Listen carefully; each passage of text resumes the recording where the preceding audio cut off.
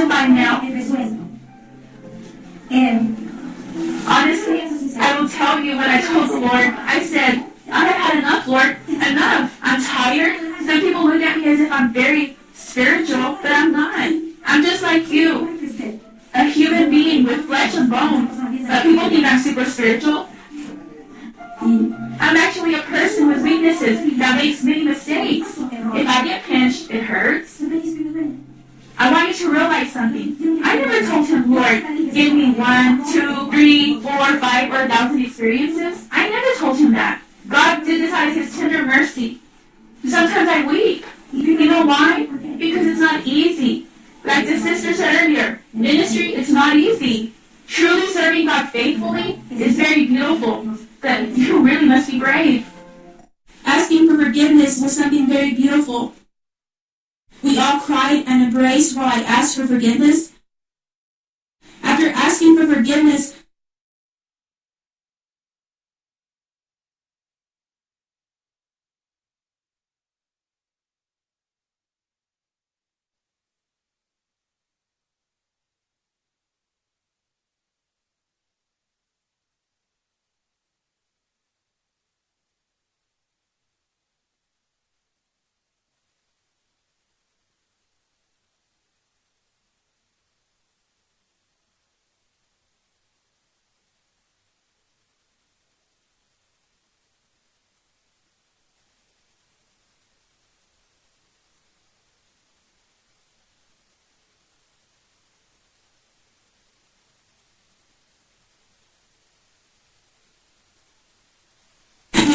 I remember is that they said the doctors had arrived. I did not open my eyes again until the Lord gave me my life back. When my eyes were closed, the Lord continued ministering to me. After this, my body began to get very cold.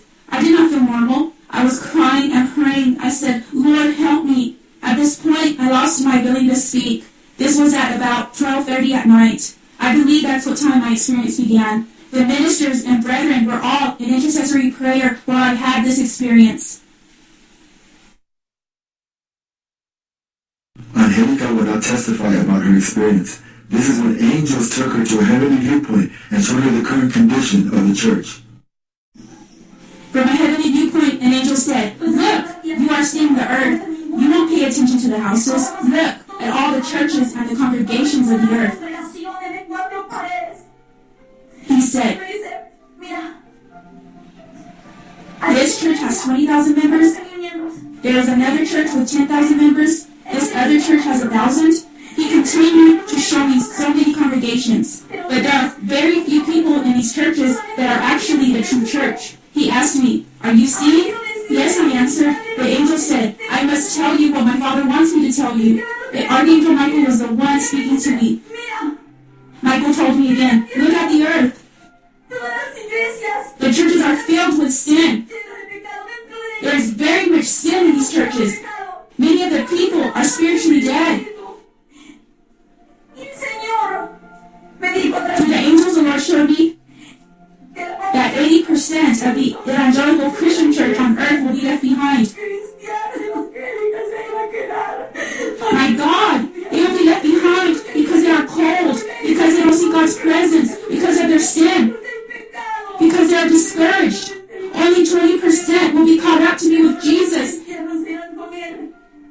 This is only for true Christians. That is why His word says, many are called, but few are chosen. We are all called, but we not only must be called, we must also be chosen.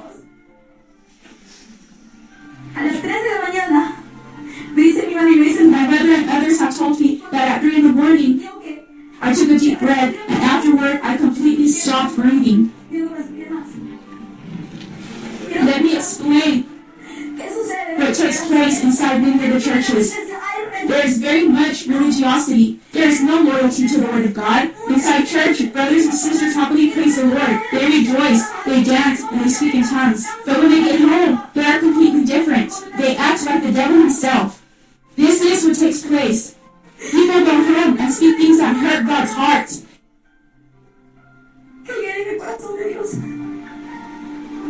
At home, you don't pray, read God's Word, or seek His presence.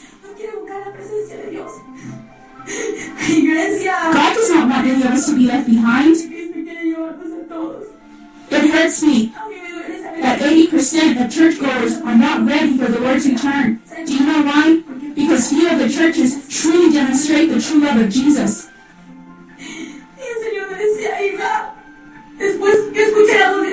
There were angels around when Jesus spoke to me. The angels were silent. The Lord said, "Daughter, my heart breaks to see how many people are discouraged, to see how many people have backslid. Tell my people to return to ancient paths, to their first love." All of us have been seeking God diligently during this 21-day fast. After this, we can't look back at the past.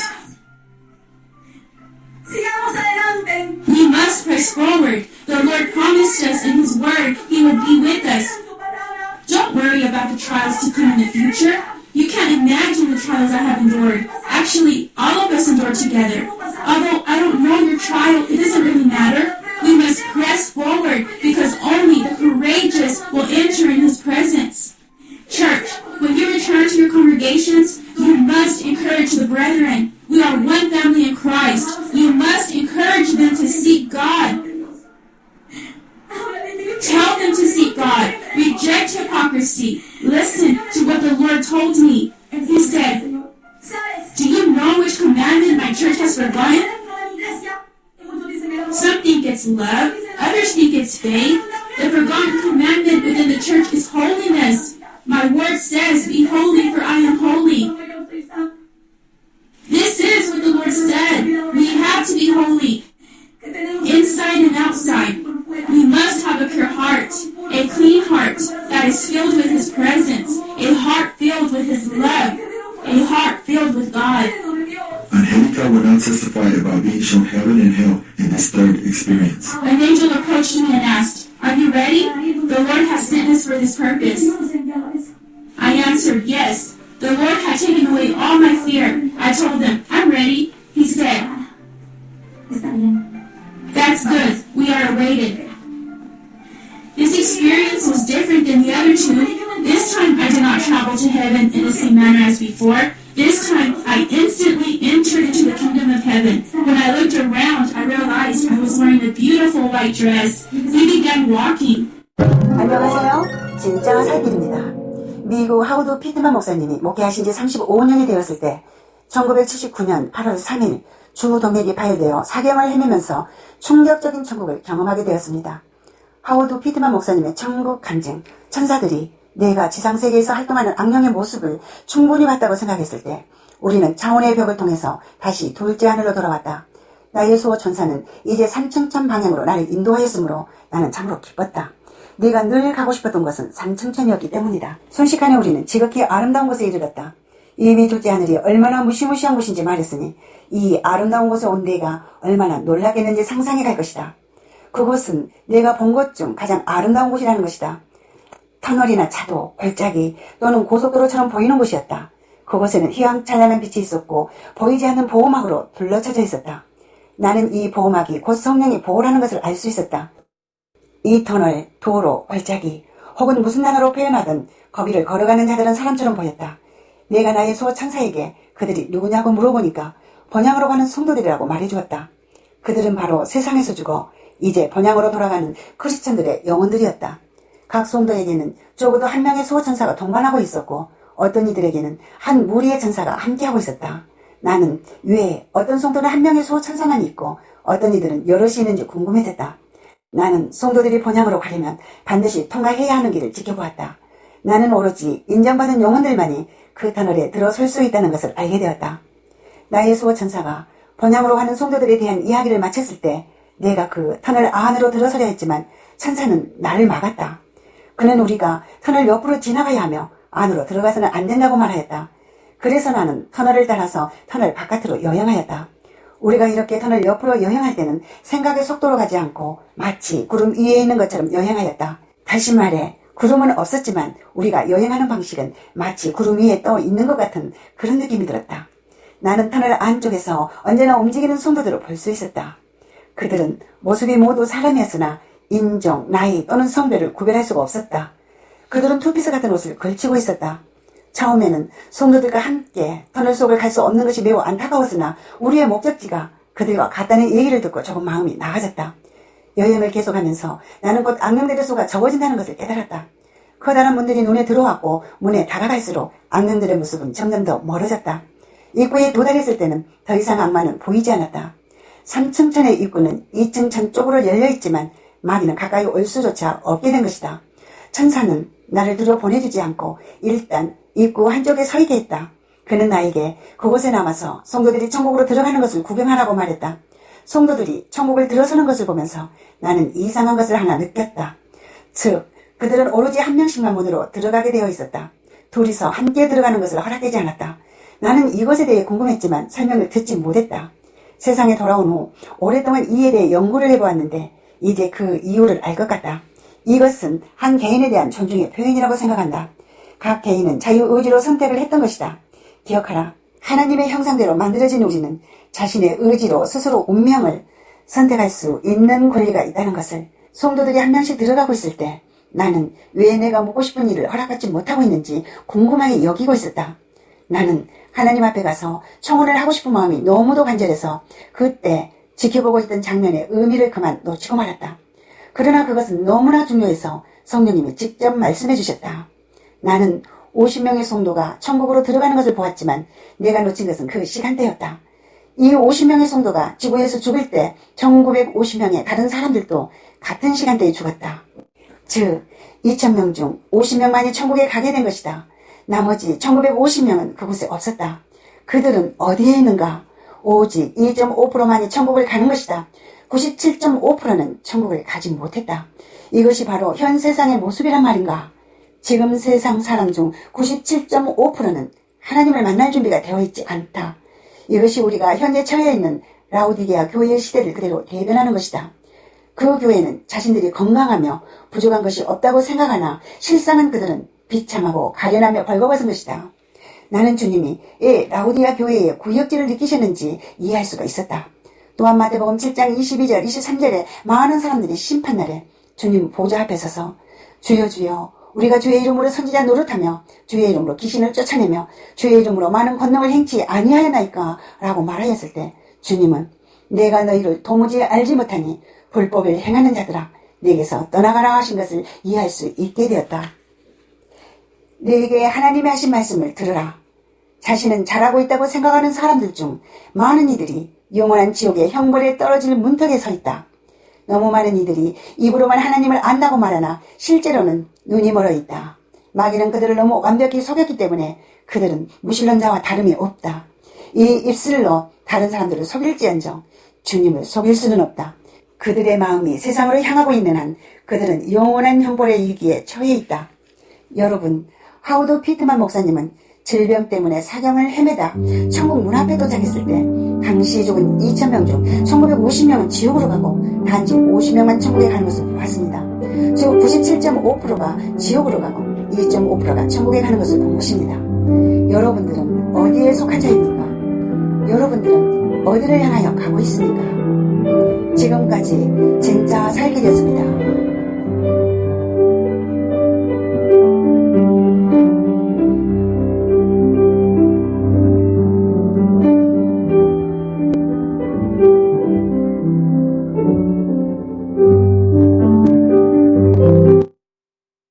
여기 올라온 지 3일째 되는데 내 딸은 그동안 이뤄놓은 사역들을 정리해서 후배 목사들에게 도움이 될까해 회고록 지필을 구상 중이었네.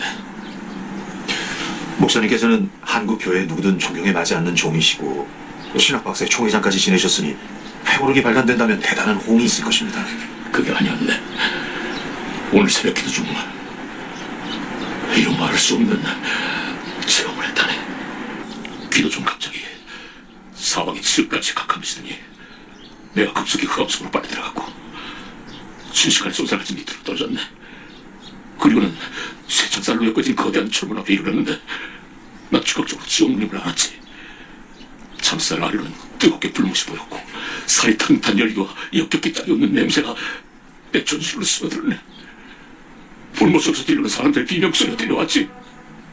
그리고는 내 자신이 그 지옥으로 떨어진 천하의 것을 알아챘고 나 역시 비명을 지르며 떨어지지 않으려고 안간힘을 쓰면서 발버둥을 쳤다. 꿈이었을까요? 아니면 환상을 보신 겁니까? 아니세. 꿈도 환상도 아닌 실제 상황이었네. 열없이 지옥으로 떨어진 찰나였는데 순간 누군가가 쏜살같이 날아와 나를 낚아챘고 높은 산 위에 나를 내려놓아주었네. 나를 낚아채신 분은 예수님이셨네. 너무나 공포에 질려 있었기 때문에 예의를 차릴 겨를도 없이 발버섬의 사도관처럼 주님 앞에 죽은들 무릎을 꿇고 벌벌 떨고만 있었지. 주님은 엄중하신 반대하도서의 준엄한 모습이셨네. 그리고 주님은 네가 왜 지옥으로 떨어지게 되지 않으냐고 물으셨다네. 그걸 쓰기에 기도를 올라온 나인데 내가 지옥으로 떨어진다는 것은 상상조차 할 수 없었고 그래서 솔직히 모르겠나이다 하면서 벌벌 떨고 대답을 했다네. 한국 교회 수많은 업적을 남기신 목사님이신데 목사님께서 지옥으로 떨어지신다는 것은 말도 안 됩니다. 혹시 외람된 말씀이지만 악한 영의 역사가 아니었을까요? 아니지. 계속 내 얘기를 들어보게나. 주님은 내가 회고록에서 쓰려고 했던 내용도 이미 다 꿰뚫어 알고 계셨네. 그러시면서 내가 지옥으로 떨어지게 된 것은 내가 지금까지 종교 노름을 해왔을 뿐이고 생명으로 일수와 한마음과 한 몸으로 결합되어 있지 못했기 때문이라고 일러주셨네. 하지만 예수를 믿기만 하면 구원을 얻고 한번 구원한 영원한 구원이라고 기록되어 있지 않습니까? 사실 나도 주님께 그렇게 항변해 보았네. 그런데요. 주님이 설명해 주신 바에 의하면 예수를 다시 종교적으로 머리로만 인식하는 것은 믿음이 아니라는 것은 대다수 한국교회 종들과 성도들은 머리로만 인식하는 것을 믿음으로 착각하고 있고 구원을 받은 줄로 아는 도취에 빠졌다는 것은 사탄과 귀신들도 예수가 구세주요 하나님의 아들임을 인식하고 있음을 예로 들었네. 진정한 믿음은 머리로 인식하는 것이 아니고 영적인 역사로서 뒤따르는 필수적 책임을 포함한다는 것이었네. 그러니까 철저한 회개와 성령님에 의한 진정한 거듭남이 요구된다는 말씀이셨네. 그렇다면 그건 행위 구원이 아닌가요? 행위가 아니라 믿음에 포함될 필수적인 요소라고 주님은 말씀하셨네. 결국 한국교회는 단지 머리로만 예수를 그리스도로 인식하는 것을 믿음으로 포장하였고 회개도 없고 거듭남도 없으며 성화도 없고 그 후부터 세상을 나가 복을 받으며 세상과 짝하고 부탁한 것이 건강하고도 몸적인 신앙 생활인 것처럼 그리스도는 복음을 함께 가르쳐왔다고 심히 지적하셨네. 주님이 심히 충격적인 말씀을 해주셨네. 우리 교회 성도수가 3만을 넘는데 주님의 신부로서 예비되어 있는 성도는 단 5에 지나지 않는다고 하셨네. 그럴 리가 있겠습니까? 구원과 신부로 예비되어 죄짐은 차원이 다른 문제라고 말씀하셨네. 신부는 성화의 깊은 단까지 들어가 심령의 성전을 성결하게 예비함으로써 주님과 한 몸을 이루며 신라의 모습을 간절히 삼하는 성도여야 한다고 말씀을 하시고 계셨네. 예수를 믿으면 주님의 피값으로 산바되었으므로 성도의 몸은 성도의 것이 아니요 세상을 끊고 자기를 버리고 주님과 온전히 한 몸을 이루는 신부가 되어 함께 하나님의 나라를 이루어나갈 뿐만 아니라 영원한 사랑을 나누는 것이 하나님의 뜻이요 섭리인데 한국교회는 정반대로 가르친다는 것이요. 그래서 양들을 주님의 신부가 되도록 정결한 처녀로 예비시키기는 그냥 세상으로 내몰아 하나님과 원수가 되게 하고 마귀의 종이 되게 한다는 것이었네. 그 순간 라오디게아 교회에게 주신 계시록 3장 17절 18절 말씀이 우렁차게 메아리처럼 물려 퍼졌네. 내가 말하기를 나는 부자라 부요하고 부족한 것이 없다 하나 내 곤고한 것과 가련한 것과 가난한 것과 눈먼 것과 벌거벗은 것을 알지 못하는도다. 내가 너를 권하노니 내게서 불로 연단한 금을 사서 부요하게 하고 흰옷을 입어 벌거벗은 수치를 보이지 않게 하고 안약을 사서 눈에 발라보게 하라. 이 말씀을 듣는 순간 놀랍게도 서울인 눈에서 비늘이 벗겨져 내렸듯이 내 영적 눈뜨뜻을 체험을 했다네. 그리고 나의 벌거벗은 수치를 볼 수 있었네. 나는 주님 앞에서 부끄러움 없을 바를 몰랐고 죽음이라고 있으면 기어들어가 나 자신을 감추고 싶었네. 그리고 주님은 나를 계곡의 맑은 물가로 데려갔지. 그곳은 이름 모를 여러 야생아들이 피어 있었는데 주님은 에덴 동산으로부터 시작하여 하나님이 이루시는 회복의 역사에 관해 설명을 해주셨네. 내 얘기가 너무 충격적일 텐데 우리 차를 옮겨서 차라도 마시면서 계속 얘기하세요. 괜찮겠나? 예.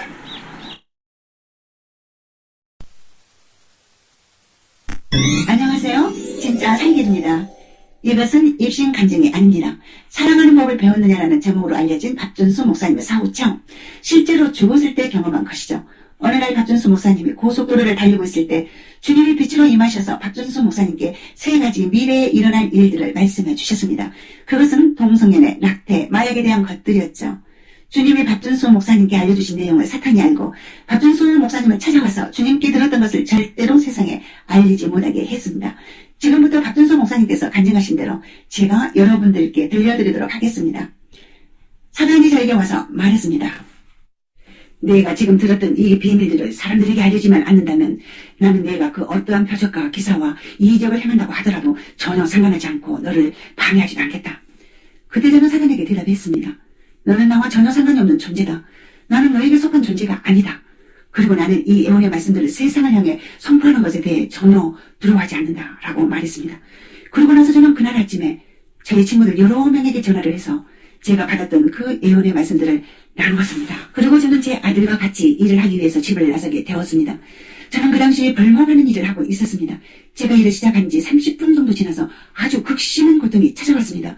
그 고통은 허리 아래쪽에서 시작되었는데 저의 몸은 돌처럼 굳어졌습니다. 그래서 아들이 저를 데리고 집으로 왔다가 다시 병원으로 데리고 갔습니다. 그때 병원에서 진단하기를 아직까지 이런 종류의 병을 본 적이 없지만 아주 심각한 상태에 틀림이 없다고 말했습니다. 그리고 즉시 저를 입원시키기를 원했습니다. 그렇지만 저는 병원에 입원하기를 원치 않았습니다. 제가 죽더라도 병원이 아닌 제 침대에서 죽고 싶습니다라고 말했죠. 그때 제가 겪은 고통은 제 인생에서 한 번도 느껴보지 못한 아주 극심한 통증이었습니다. 그래서 의사에게서 진통제를 받아가지고 집으로 돌아가서 진통제 하나를 먹었습니다. 그러나 하나로는 통증이 전혀 가시지 않아서 2개를 먹었습니다. 그리고 또 효과가 없어서 또 진통제를 3개를 더 먹었습니다. 그런데 고통이 완화되기는커녕 점점 더 심해져만 갔습니다. 급기야는 제 입으로부터 피가 거꾸로 솟구쳐 나오는데 마치 간질병 환자가 입에 거품을 물고 발작을 하는 것처럼 저는 피를 토하면서 쓰러졌습니다. 마치 피가 펌프질하는 것처럼 마구 솟구쳐 나왔습니다. 그래서 제가 젖은 수건으로 저의 얼굴을 감쌌습니다. 그리고 이렇게 생각했습니다. 야, 이건 상당히 심각하구나. 그런데 갑자기 그 심하던 통증이 한순간에 사라졌습니다. 그리고 제가 동굴 속에 있는 것 같이 느껴졌습니다. 제가 그 동굴 속에서 빠져나가는 길을 찾고 있었는데 그때 저에게 한 사람이 보였습니다. 그는 한마디로 빛 가운데 완전히 둘러싸여 있었죠. 그 빛은 정말 하얀 빛 중에 하얀 빛, 그러니까 엄청나게 하얀 빛이었습니다. 그리고 제가 그 빛 가운데 서 있는 한 사람들을 보았는데 그는 저의 오른쪽 편에 있었고 완전히 하얀색의 겉옷을 입고 있었습니다. 그 순간 저에게 떠오른 첫 번째 생각은 내가 나의 옷을 깨끗하게 씻었던가? 내 옷은 정말 정결할까? 혹시 내 옷에 어떤 흠이나 점은 없을까? 하는 생각이 즉시 떠올랐습니다. 제가 그렇게 생각하고 있는 동안에 그 즉시 제 오른쪽에 서 있던 그분이 너의 겉옷을 보아라 하고 말했습니다. 이제 너는 너의 겉옷을 볼 수 있단다. 그래서 제가 저의 겉옷을 보았습니다. 다행히도 저의 겉옷에는 흠이 없었고 색깔은 하얀색이었습니다. 그리고 저의 오른쪽에 서 계셨던 분은 보혜사 성령님이셨는데 그분과 저는 함께 걷기 시작했습니다. 그리고 저는 그 동굴 밖으로 빠져나왔습니다. 그때 저에게 든 생각은 오늘이 내가 지금까지 살아온 날 중에서 가장 최고의 날이구나. 이제 드디어 내가 주님이 계신 곳으로 되돌아가는구나. 게다가 내가 입고 있는 겉옷이 깨끗하기까지 하다니 라는 것이었습니다. 제가 동굴에서 빠져나오자마자 순간적으로 저의 몸이 빛으로 감싸졌습니다. 그때 저의 느낌은 지금까지 한 번도 느껴본 적이 없는 무엇이라고 표현하기 힘들 정도로 좋은 느낌이었습니다. 그리고 그 순간에는 세상에서 제일 사랑을 많이 받고 있는 사람처럼 느껴졌습니다. 마치 제가 사랑이라고 하는 그런 포근한 담요에 쌓여있는 듯한 번데기가 그 껍질 속에서 보호하고 있는 듯한 그러한 평안과 충족감이 밀려왔습니다. 그리고 그곳에 있던 새하얀 빛이 저를 감쌌습니다. 제가 이 땅에서는 한 번도 경험해볼 수 없는 그런 놀라운 경험들을 하게 되는 순간이었습니다. 그런데 그런 행복하고 평안한 느낌이 시간이 지날수록 점점 증가되는 것이었습니다. 제가 도저히 그 느낌을 그 어떤 것과도 비교할 수가 없었습니다. 그래서 제가 얼굴이 없는 분이신 성령님께 물었습니다. 저는 예수님의 얼굴은 계속 배웠지만 성령님은 항상 얼굴이 없는 모습으로 나타나셨습니다. 제가 지금 느끼고 있는 이것은 어떤 것인가요? 그랬더니 성령님께서 저에게 그것이 바로 하나님의 영광이다 라고 가르쳐 주셨습니다. 그래서 제가 이렇게 물었습니다. 제가 왜 이렇게 안정감을 느끼고 사랑을 느낍니까? 그랬더니 성령님께서 그것이 하나님의 사랑이다 라고 가르쳐 주셨습니다. 그래서 제가 어떻게 하나님의 영광이 하나님의 사랑과 같을 수 있습니까? 라고 여쭈었습니다. 그런데 요한복음 17장에 그것을 설명하고 있었습니다. 하나님의 영광은 하나님의 사랑이며 그것이 우리를 감싸고 있다고 말씀하고 있습니다. 그 후 저는 그 하얀 옷을 입고 있던 분이신 성령님과 함께 걷기 시작했습니다. 그분이 저를 빛 가운데로 하얀 빛 가운데 더 하얀 빛이 있었던 그곳으로 인도했습니다. 그것은 그 당시 죽은 전체 인류 중 겨우 2%의 사람들이 그 줄에 서 있었습니다. 그때 저는 제 옆에 다른 줄에 대해서 궁금해졌습니다. 그 줄은 제 왼편에 있었습니다. 그 왼쪽의 줄은 카트에 바퀴가 달려있는 것처럼 모두 다 그런 바퀴가 달려 있었습니다. 오른쪽 줄에 서 있던 저는 이 땅에 사는 동안에 하나님을 경배하고 섬겼던 사람들이 주님이 계신 천국으로 가고 있었습니다. 그러나 왼편 줄에 서 있던 사람들은 그들이 섬기던 우상들에게로 가고 있었습니다. 그들이 경배했던 우상신, 그들이 섬겼던 우상신과 함께 그들은 지옥으로 가고 있었습니다. 제가 한 남자를 보았는데 그 사람은 온몸이 1달러짜리 지폐로 완전히 감싸여 있었습니다. 왜냐하면 그 사람이 섬기고 경배하던 신은 바로 돈이었습니다. 제가 또 다른 남자를 보았는데 그 사람은 풀 같은 것으로 감싸져 있었습니다. 이 사람은 자기가 가꾸던 정원을 너무나 사랑하고 경배했습니다. 그리고 또 다른 사람을 보았는데 그의 팔에는 온통 주사바늘이 꽂혀 있었습니다. 그 사람은 마약을 숭배했던 사람이었습니다. 그래서 그 사람은 그가 섬겼던 마약과 함께 지옥을 향해 가고 있었던 것이었습니다. 제가 또 다른 사람을 보았는데 그의 머리에는 위스키병이 쏟아 나와 있었습니다. 그 사람의 신은 바로 위스키 술이었던 것입니다. 그는 그 위스키 술을 자신의 하나님으로 섬겼던 사람이었습니다. 그런데 이 모든 것 가운데 가장 저에게 충격적인 것이 있습니다. 한 사람의 머리를 보았는데 그 사람의 머리는 엄청나게 컸습니다. 마치 1000파운드나 나가는 아주 무거운 호박덩이 같이 그의 머리가 컸습니다. 그러니까 그 사람의 신체가 온통 머리뿐인 것처럼 보였습니다. 그래서 제가 성령님께 물었습니다. 도대체 저 사람이 섬기던 신은 어떤 존재입니까? 그랬더니 성령님께서 대답해 주셨습니다. 그는 자기 자신이 바로 하나님이었다. 그는 무신론자였다. 무신론자들에게도 섬기는 신이 있습니다. 바로 자신이 그들에게 신이 되었던 것입니다. 그리고 그는 영원의 시간 동안 그가 섬겼던 그 자신의 하나님과 함께 지옥에서 보내게 되는 것이었습니다. 마치 우리는 우리가 섬기는 진정한 하나님과 영원토록 사는 것처럼 그는 그가 섬겼던 그의 하나님, 즉 그 자신과 함께 영원히 지옥에서 살아야 하는 것입니다. 지옥으로 향하여 가고 있는 거기 있던 모든 사람은 하얀 빛 가운데 감춰져 있는 사람을 보았습니다. 그런데 신기한 것은 그들이 무엇을 생각하는지 제가 들을 수 있었습니다. 그때 제가 들었던 그 사람들의 생각 중에 일부가 이렇습니다. 지옥으로 향하는 그 모든 사람들이 그 하얀 빛 가운데 감춰져 있던 그 남자를 보고 이분에 대해서 내가 땅에서 살았을 때 분명히 들은 적이 있다. 이분에 대해서 분명히 내가 전에 들었다. 그러나 내가 이분을 거부했다. 라는 생각이 들려온 것입니다. 그래서 바퀴를 타고 지옥으로 향하는 이들이 그 빛에 쌓여있는 불에 의해서 거절을 당하고 그분을 지나자마자 밑으로 그야말로 형언할 수 없는 어둠 속으로 빨려 들어가는 것을 보았습니다. 그런데 그들이 섬겼던 자신들의 하나님과 함께 그 어둠 속으로 빨려 내려갈 때 그들이 이 땅에서 섬겼던 그들의 신이 영원히 그들을 괴롭히는 신이 되고 있었습니다. 저는 너무 비참한 마음이 들어서 더 이상 지옥을 향하던 사람들의 행렬을 바라볼 수가 없었습니다. 그래서 다시 제가 서 있던 오른쪽 줄에서 무슨 일이 일어나고 있는가를 살펴보았습니다. 그때 저는 굉장히 덩치 큰 흑인 여인을 보았습니다. 그녀의 주위에는 100명 정도의 천사들이 그녀를 호위하며 함께 있었습니다. 제가 성령님께 물었습니다. 도대체 이 여인이 어떤 사람입니까? 그랬더니 성령님께서 가르쳐 주셨습니다. 그 여인은 아주 위대한 복음 전도자였다.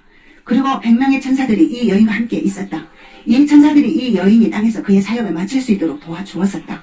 그래서 이 천사들이 이 여인과 함께 하나님 아버지의 집인 본향으로 되돌아가는 중이다. 천국에서 이 여인이 자신에게 파송되는 천사들을 판결하게 될 것이다.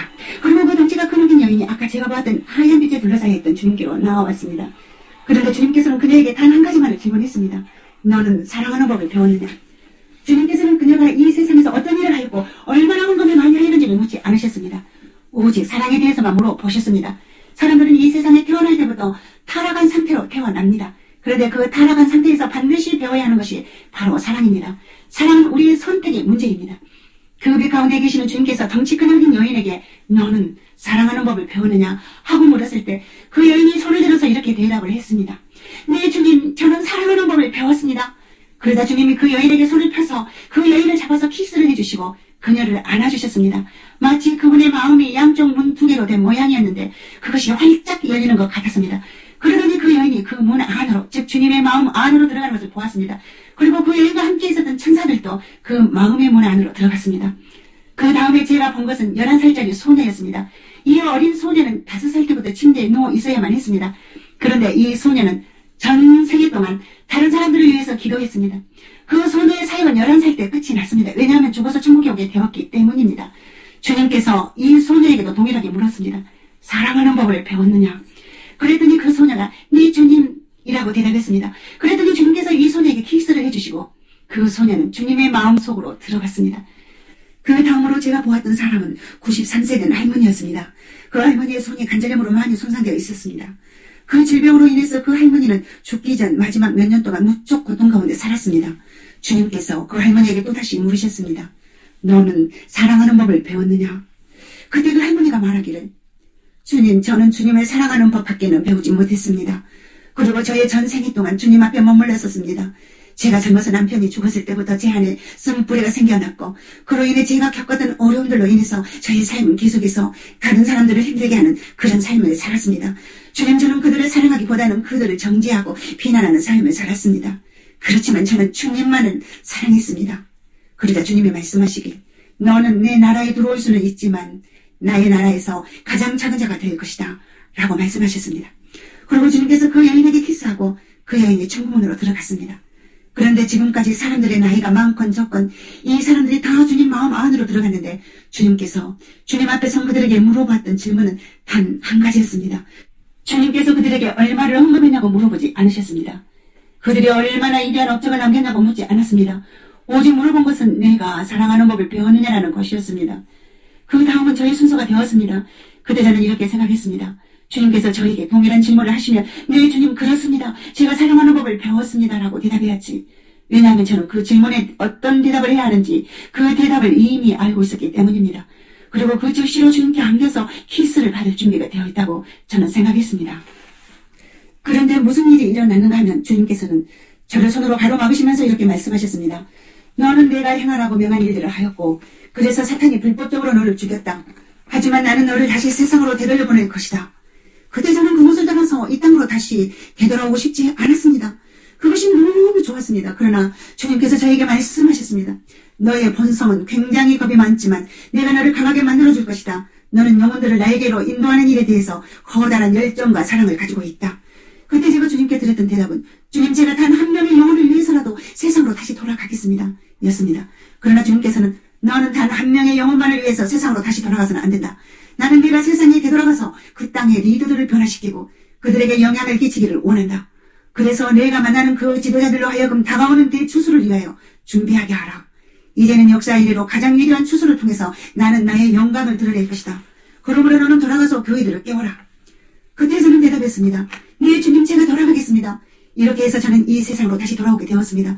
그리고 제가 침대에 누워있었고 그리고 제 머리는 피 묻은 타올로 감싸져 있었습니다. 그때 저는 커다란 두 천사를 보았습니다. 두 천사가 저를 지켜보고 있었습니다. 그 두 천사들은 보안의 능력을 가진 천사들이었습니다. 제가 다시 살아나서 세상으로 되돌아갔을 때 그 병실에는 제가 누워있었고 또한 죽음의 영을 가진 악한 세력들이 그곳에서 저를 다시 죽음으로 몰아가려고 이해를 쓰고 있었습니다. 그러나 그곳에 있었던 보안의 권능을 가진 두 천사들이 그 죽음의 영을 가진 세력들이 저에게 다가오지 못하게 그들을 두 손으로 막아서고 있었습니다. 그래서 죽음의 영들은 더 이상 저를 만질 수가 없었습니다. 그 두 천사를 보았을 때 처음에는 그들이 누구인지 잘 이해를 하지 못했습니다. 단지 병실에 있는 두 명의 간호사들인가? 이렇게 생각을 했었습니다. 그런데 예수님께서 부활하셨을 때에도 예수님께서 계셨던 그 무덤에 두 천사들이 있었습니다. 그들이 바로 부활의 능력을 가진 천사들이었습니다. 제가 다른 곳에서 죽은 사람들이 살아나는 기적들을 체험했을 때에도 부활의 능력을 가진 두 천사들이 항상 그곳에 나타났었습니다. 여기까지 박전수 목사님의 사후체험 간증을 들려드렸습니다. 박전수 목사님은 다시 살아나셨지만 치료받지 못한 상태로 죽기 전하고 똑같이 아팠습니다. 그러나 성도들의 중보기도로 인해 깨끗하게 치유받고 건강하게 되었는데요. 성도들이 어떻게 중보해서 목사님을 살리셨는지 중보기도의 그 놀라운 간증을 곧바로 올려드리겠습니다. 진짜 살길이었습니다. 네? 조선 야소교 장로회 대표 성지참배 기념 해가지고 실제로 그 전황 앞에 가가지고 막 절하고 막 흉성을 맹세하고 이런 일들은. 그 다음에 여기 송도 해수욕장 앞바다, 우리 여기 부산에 있는 송도 해수욕장입니다, 여러분. 그러니까 이 서울의 한강에 미소기바라이라고 천황의 이름으로 세례를 받습니다. 이건요 일본 무녀들이나 받는 거예요. 일본인들도 이 세례를 안 받는다니까요. 일본 무녀들과 승려들만 받는 미소기바라기를요 우리 한국 교회 목사님들이 거의 다 받았습니다, 여러분. 한경진 목사님도 받았죠. 다 받았어요, 다. 천황의 이름으로 세례를. 그럼 세례가 뭡니까? 세례는 물로 씻는 거 아닙니까? 예전의 삶을 제가 이제는 다 씻고 새 삶을 살겠습니다 하는 고백이 세례예요, 세례. 그러면요 주님께 받았던 세례 이후의 삶이 있었을 거 아닙니까? 그 삶을 다 씻어버리는 겁니다.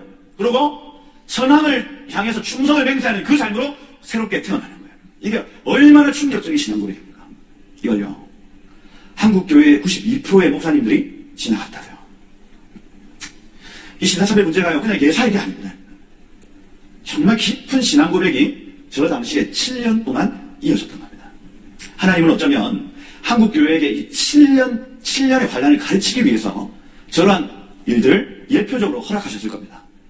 그런데 이 한국교회가 그것을 깨닫지 못하고 이 7년을 완전히 그냥 우상 숭배의 시간으로 가져가 버립니다.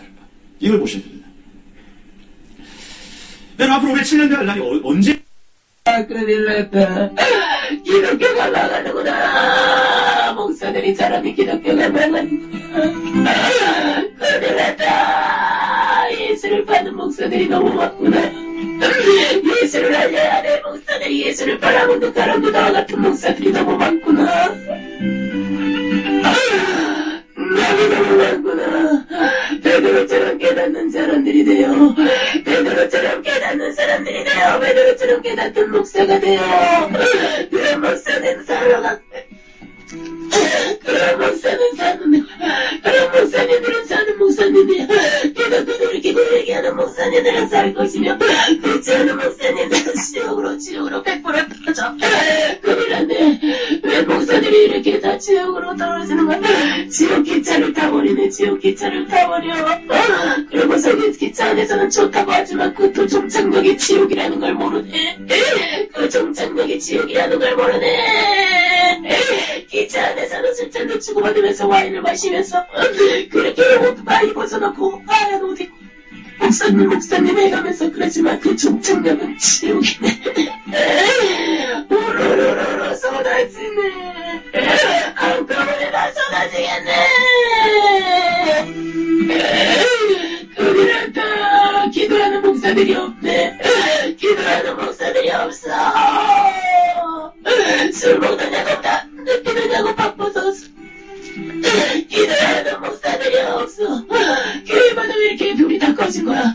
교회마다 왜 이렇게 다 시꺼먼 거야? 불 박힌 교회가 왜 이렇게 없는 거야? 기도 소리 나는 교회가 왜 없는 거야? 기도한다고 다 앉아있지만 다 졸고 앉아있네. 뭐 하는 거야? 뭐 하는 거야? 이러니 교회가 어떻게 쓰겠어? 사탄의 공격의 대상이며 밤이지. 사단의 마음이지. 큰일 났다. 큰일 났다. 교회마다 다 큰일 났다. 정신 차리지 않으면 다 완전히 전멸된다. 큰일 났다. 완전히 폭탄을 맞은 것처럼 이렇게 다 파헤쳐버려요. 큰일 났다. 이것이 누구 책임이란 말인가? 이것이 누구 책임이란 말인가? 이것이 나 목사라는 사람들의 책임이야. 이것이 주의중이라는 사람들의 책임이야. 정신 차려. 정신 차려. 늑대와 소년처럼 왜 이렇게 거짓말을 잘해? 왜 이렇게 목사들이 거짓말을 잘해? 왜 이렇게 자기를 보장하는 거야? 왜 이렇게 이름 있는 목사들을 만나려고 애를 쓰는 거야? 왜 이렇게 이름 있는 목사들이 있는 모임만 가입하려고 난리를 치는 거야? 정신 차려라. 그런 목사들은 정신 차려. 정신 차려. 정신 차려. 죽기 싫으면 정신 차려. 이 땅에서 자기 드러내려고 그런 목사들은 목사들 아니야. 말씀도 아무것도 없네. 다 죽은 말씀을 전하네. 다 완전히 포장해버렸네. 여기저기서 짜집게해서 말씀을 전하는 가짜 목사들. 생명이 어디 있어? 그런 말씀 속에 생명이 어딨냐고. 생명이 어딨냐고.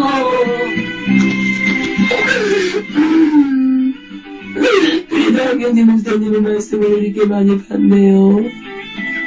말씀을 보면서 이렇게 노트에다 적으면서 말씀의 뜻풀이를 해석하고 막 그랬어요. 이렇게 앉아가지고 책상에 앉아가지고. 그랬으면 왜? 그랬으면 왜? 내가 지옥에 떨어졌던데. 그랬으면 왜? 천국과 지옥을 확실하게 심어주지 못한 죄인인데. 그랬으면 뭐하냐고.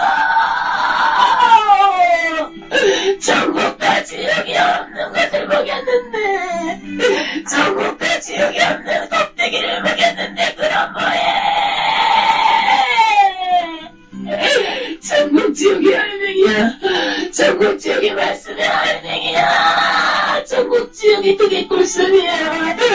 영국 지옥이 진짜야. 지옥이 이렇게 무서울 줄 몰랐어.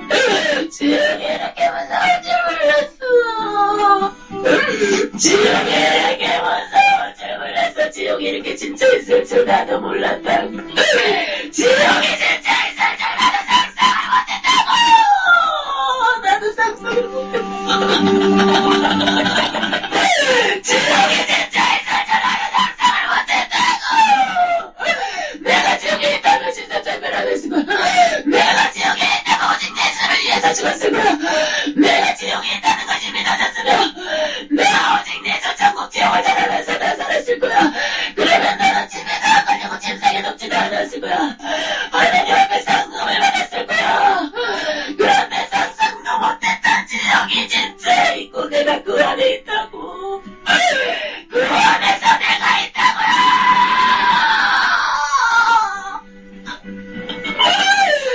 그 안에서 내가 있다고요. 그 안에서 내가 이렇게 고통받고 있다고요. 상상도 못했던 지옥에서 내가 이 고통을 당하고 있다고요. 지옥이 못해도 지옥이 상상도 안 되는 거야. 상상도 안 되고 상상도 안 하고 있어. 지옥이 못해도 어쩜 이렇게 나랑 똑같아. 어쩜 이렇게 나랑 똑같냐고.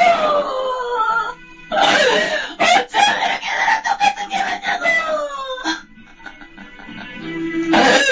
천국과 지옥이 믿어지고 하나님이 들여오면 죽어라고 얘기할 건데 그렇지도 않잖아. 당당하잖아. 어쩜 나랑 이렇게 똑같은 게 많은 거야. 어쩜 이렇게 나랑 똑같은 게 많은 거야.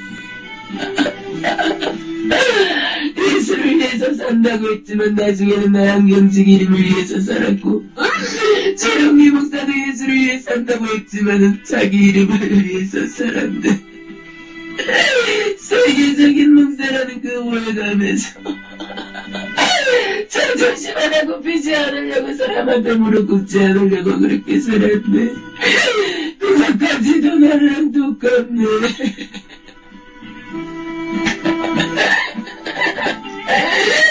사람들은 소박하다고 얘기하지만 왜 이렇게 뒤에 숨겨놓고 심하는 거야?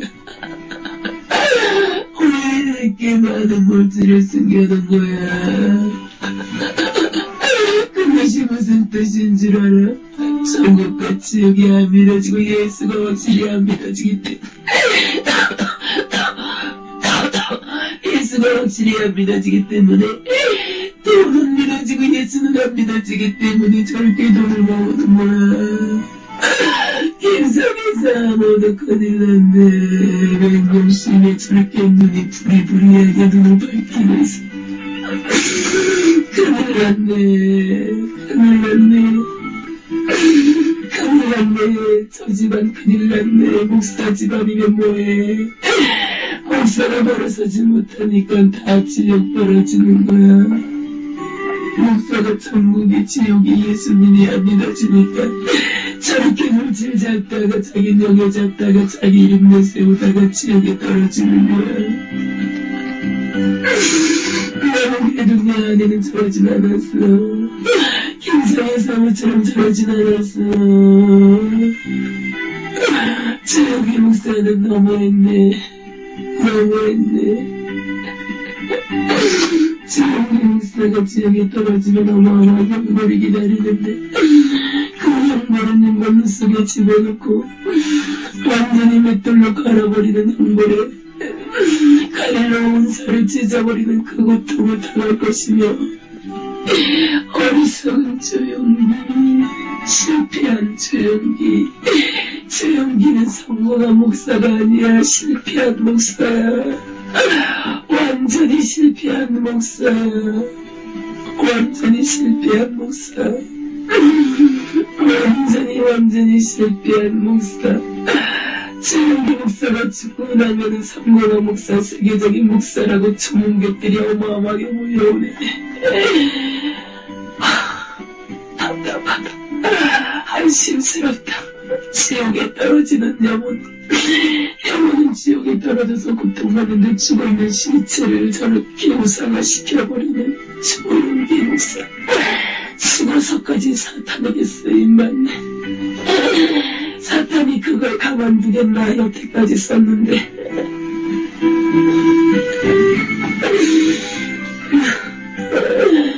저 집안도 무너지겠네. 돈 잡다가 완전히 무너지겠네. 주의종은 철저하게 돈 잡지 말아요. 주의종은 철저하게 모든 것을 잡지 마라. 가족도 잡지 마라. 주영기 목사가 가족 잡다가 저렇게 된 거야. 주영기 목사가 하나님 잡았으면 가족들이 저렇게 되지 않았을 텐데 가족 붙잡다가 저렇게 되는 거야. 사업 때문에, 자식 때문에 서로 문거 먹다가 다 나가네. 그런 것이 사탄의 방법이지. 사탄의 방법을 완전히 걸려들여 버렸어.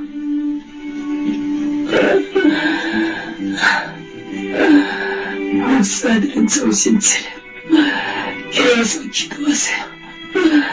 깨어서 기도하세요. 오직 예수만 죽고 가세요. 오직 천국 지옥이 확실히 있다는 걸 명심하고 가세요. 그런데 목사님들이 천국 지옥 확실하게 않는 목사가 10%밖에 안 되네. 10%밖에 안 돼.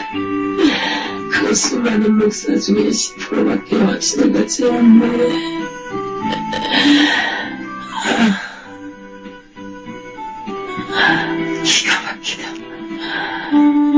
기가 막히다. 목사가 할 목적을 잊어버린 목사들을 보니 기가 막히다.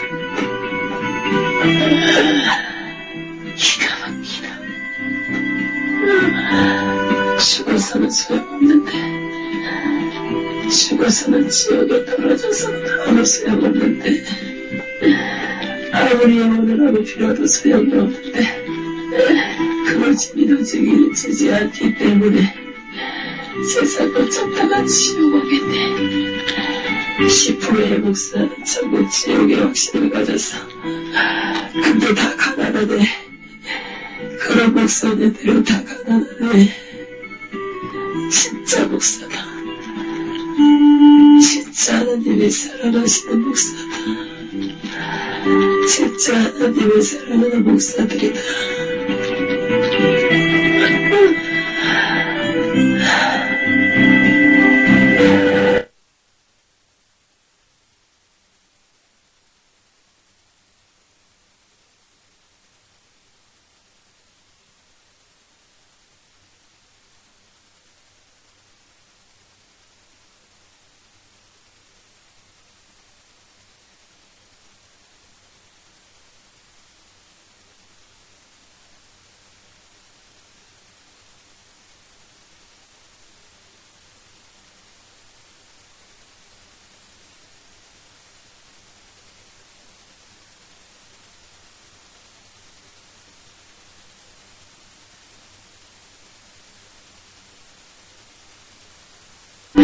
사람들이 이것을 깨닫지 못해요.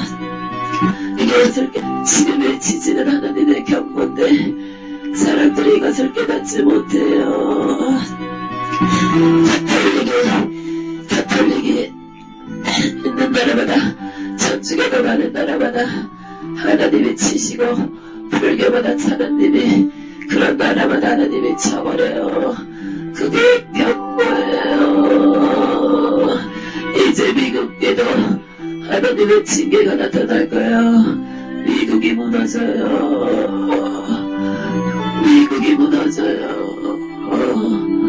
이제 지금은 먹을 것이 풍요롭지만 먹을 것이 없어서 사람들이 서로 악해지는 시대가 와요. 미국에 이제 무너지고 미국이 먹을 것이 없어서요. 하나님의 말씀이 죽어가는 나라가 미국이에요. 그래서 미국이 무너지고 옛날에 그렇게 잘 믿던 예수, 오직 예수 하나님밖에 몰랐던 미국이 타락해서 미국이 무너지는 걸 하나님이 경고하게 될 거예요. 이제 먹을 것이 없어요. 심한 가뭄이 일어날 것이고 심한 장마가 엄청난 비가 쏟아질 것이고 희한한 날씨 기후가 변할 것이며 추운가 엄청나게 추위야 엄청나게 더위야 땅이 갈라지며 씨앗을 뿌려도 추수할 것이 없고 그런 나라들이 갈수록 많아지고 소나비가 장마비가 쏟아졌다가 나중에는 엄청난 가뭄이 들고 땅이 갈라지면서 먹을 것이 없어져요. 이제 먹을 것이 없어져요. 그래서 사람들이 악해지고 각박해지고 서로 미워하고 자기를 살아가고 돈이 제일이 되어버려서 돈을 모으려고 하는 그런 시대가 바로 올 거예요. 그래서 예수를 찾고 사람들이 놓쳐요. 그래서 천국 갈 수 있는 확률이 너무너무 없어져요.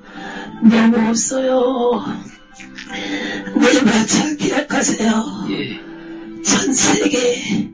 전 세계적으로 봤을 때 천국에 들어갈 수 있는 숫자가 나중에는 3% 정도밖에 안 될 거예요.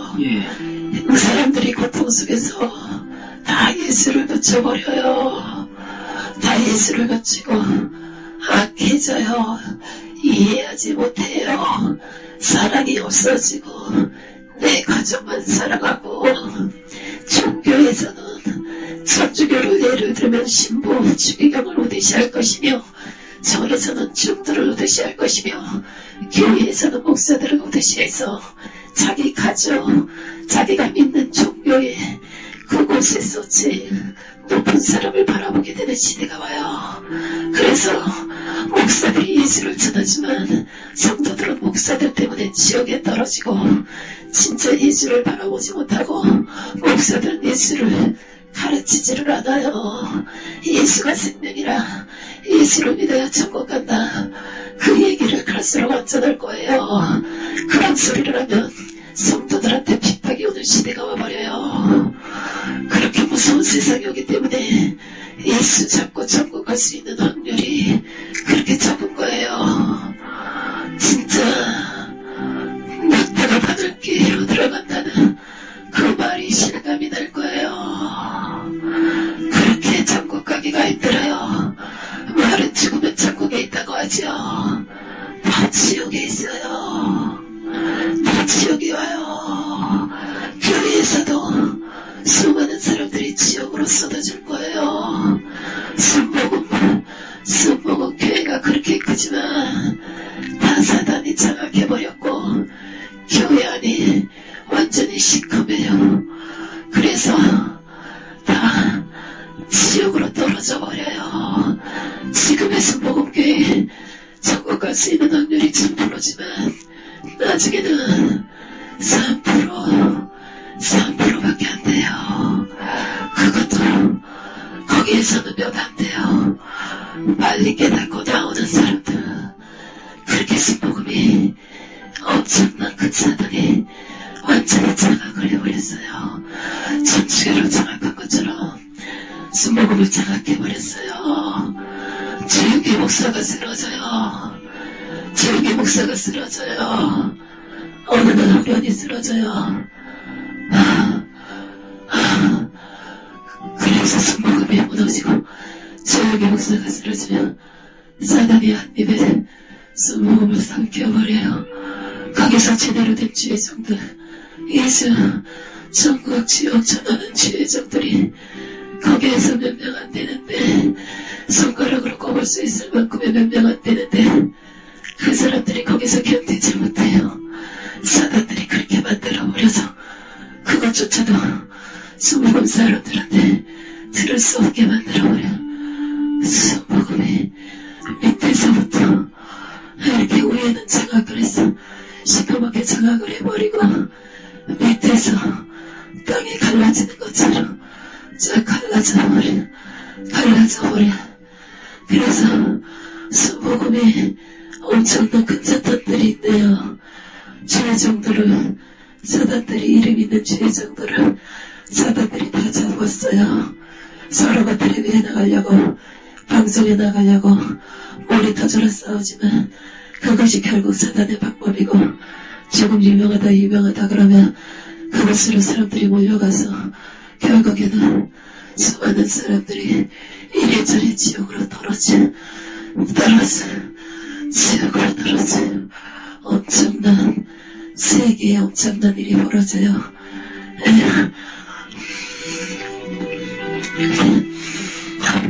세계에서 막 기근이 일어나는 걸 보여줘요.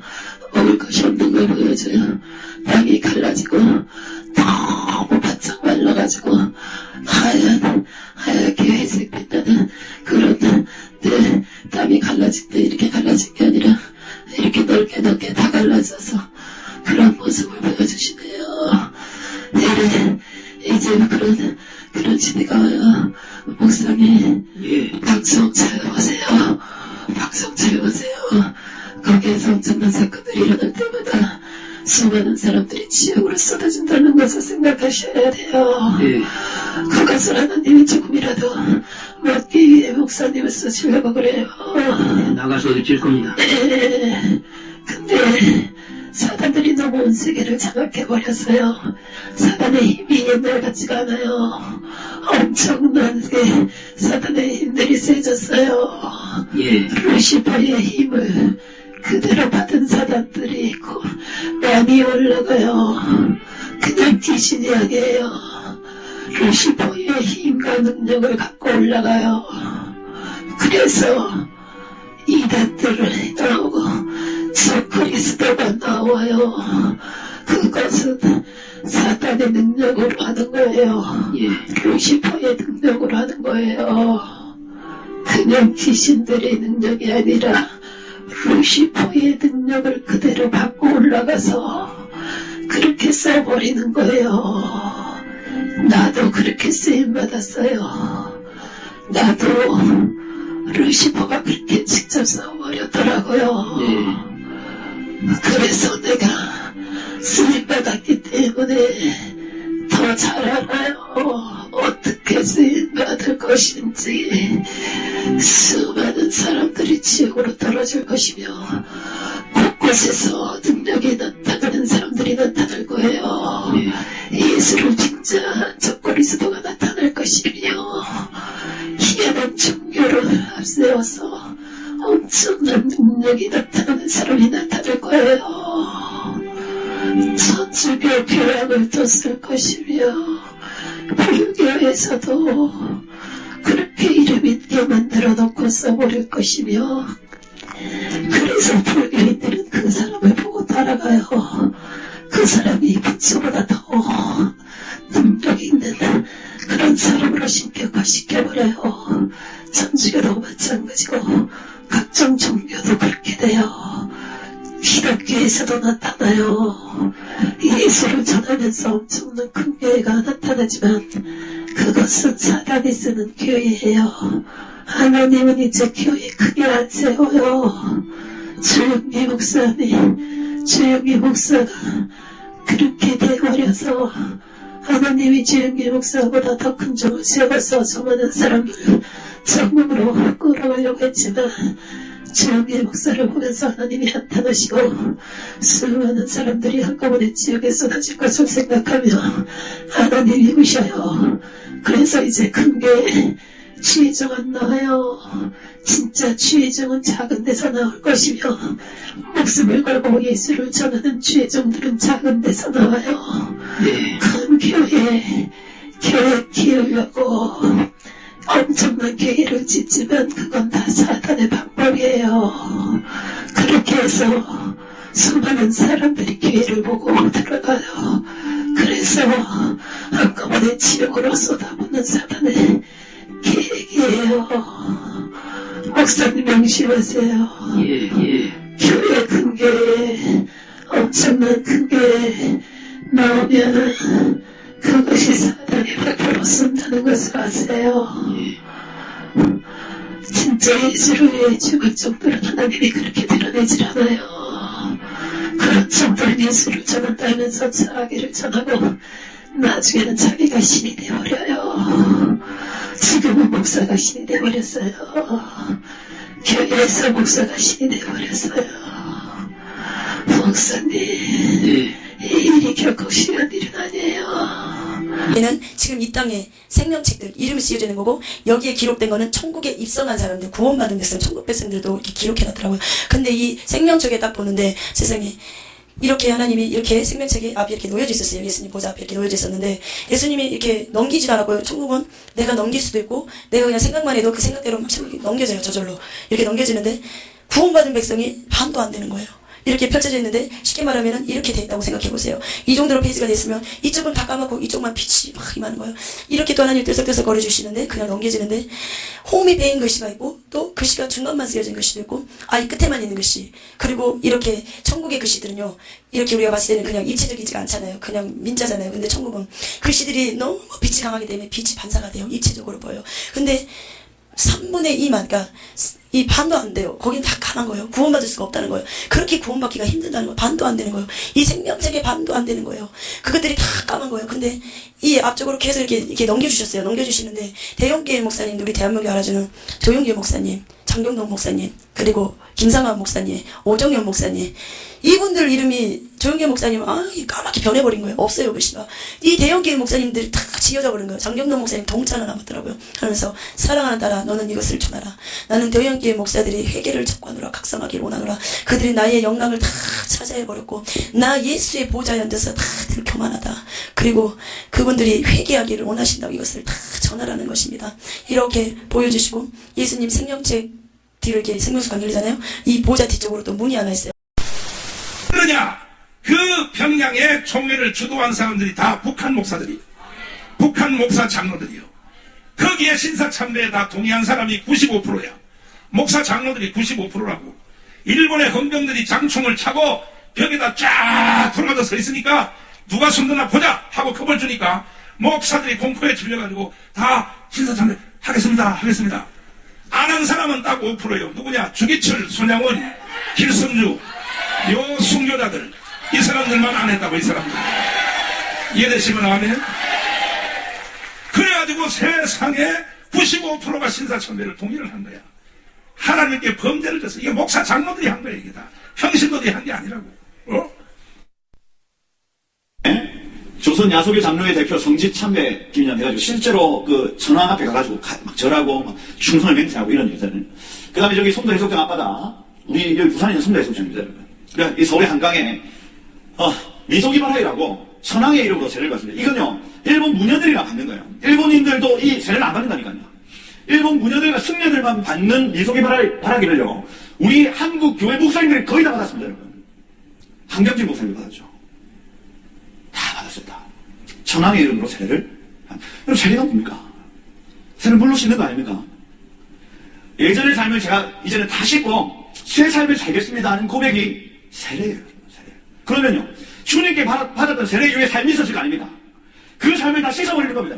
그리고 천황을 향해서 충성을 맹세하는 그 삶으로 새롭게 태어나는 거예요. 이게 얼마나 충격적인 신앙고백입니까?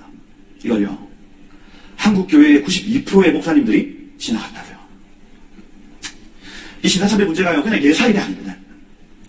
정말 깊은 신앙 고백이 저 당시에 7년 동안 이어졌던 겁니다.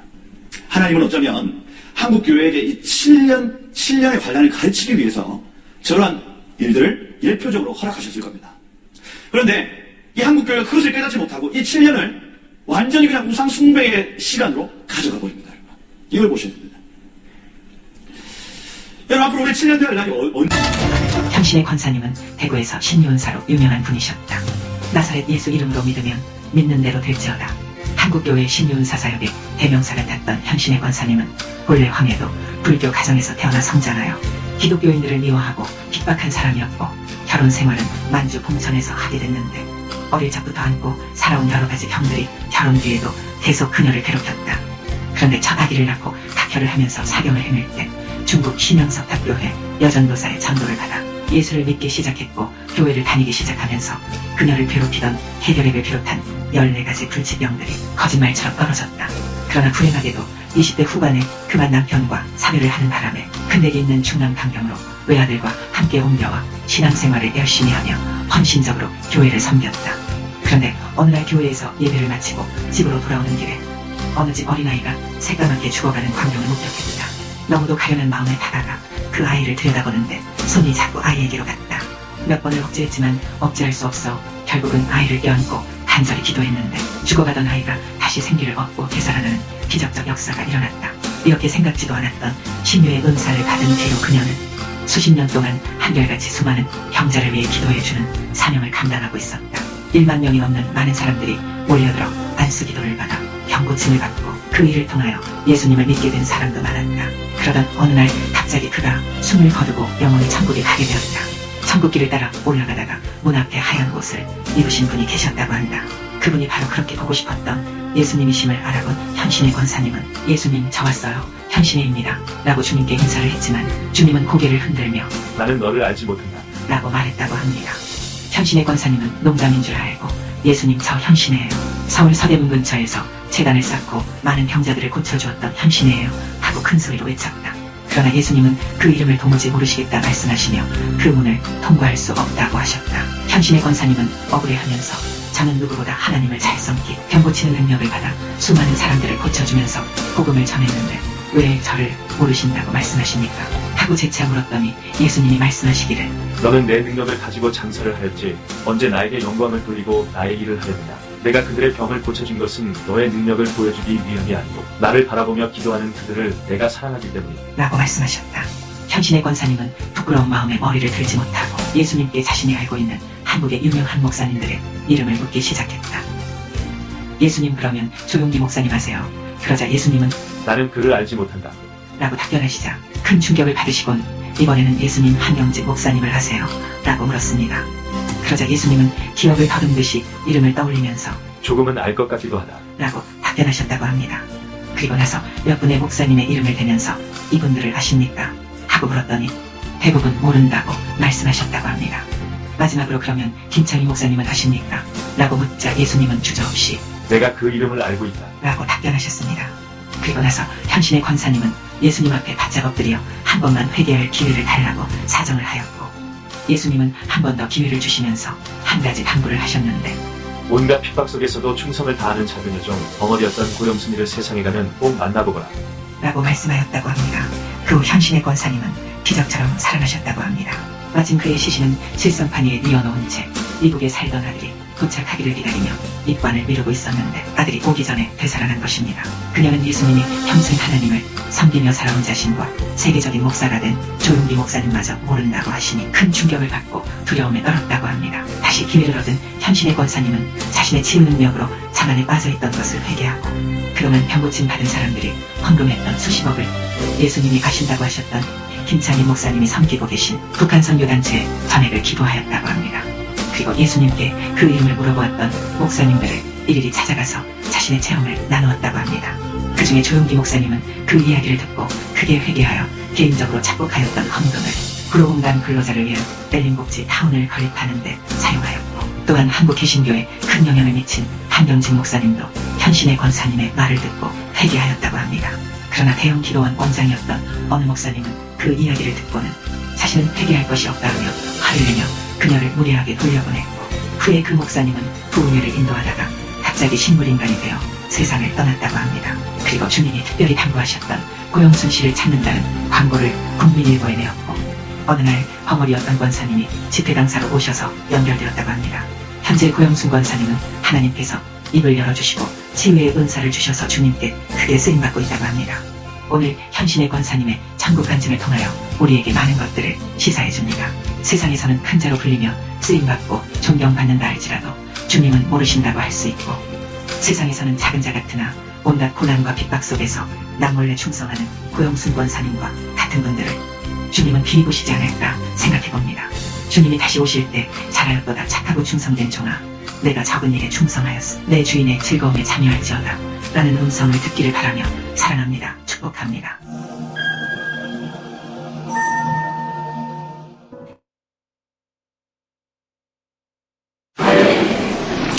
어느 신학교 총장님이 그분이 내가 알기로는 그렇게 기도 많이 안 하는 분인데 한 번은 어떤 계기로 특별 기도를 하게 되었어요. 내 생각엔 그 총장님이 아마 평생에 처음인지 모르겠어요. 하여튼 특별 기도를 하는 거예요. 하나님 앞에 작정하고 한번 특별 기도를 해보세요. 반드시 하나님께서 성령의 은혜를 부어주십니다.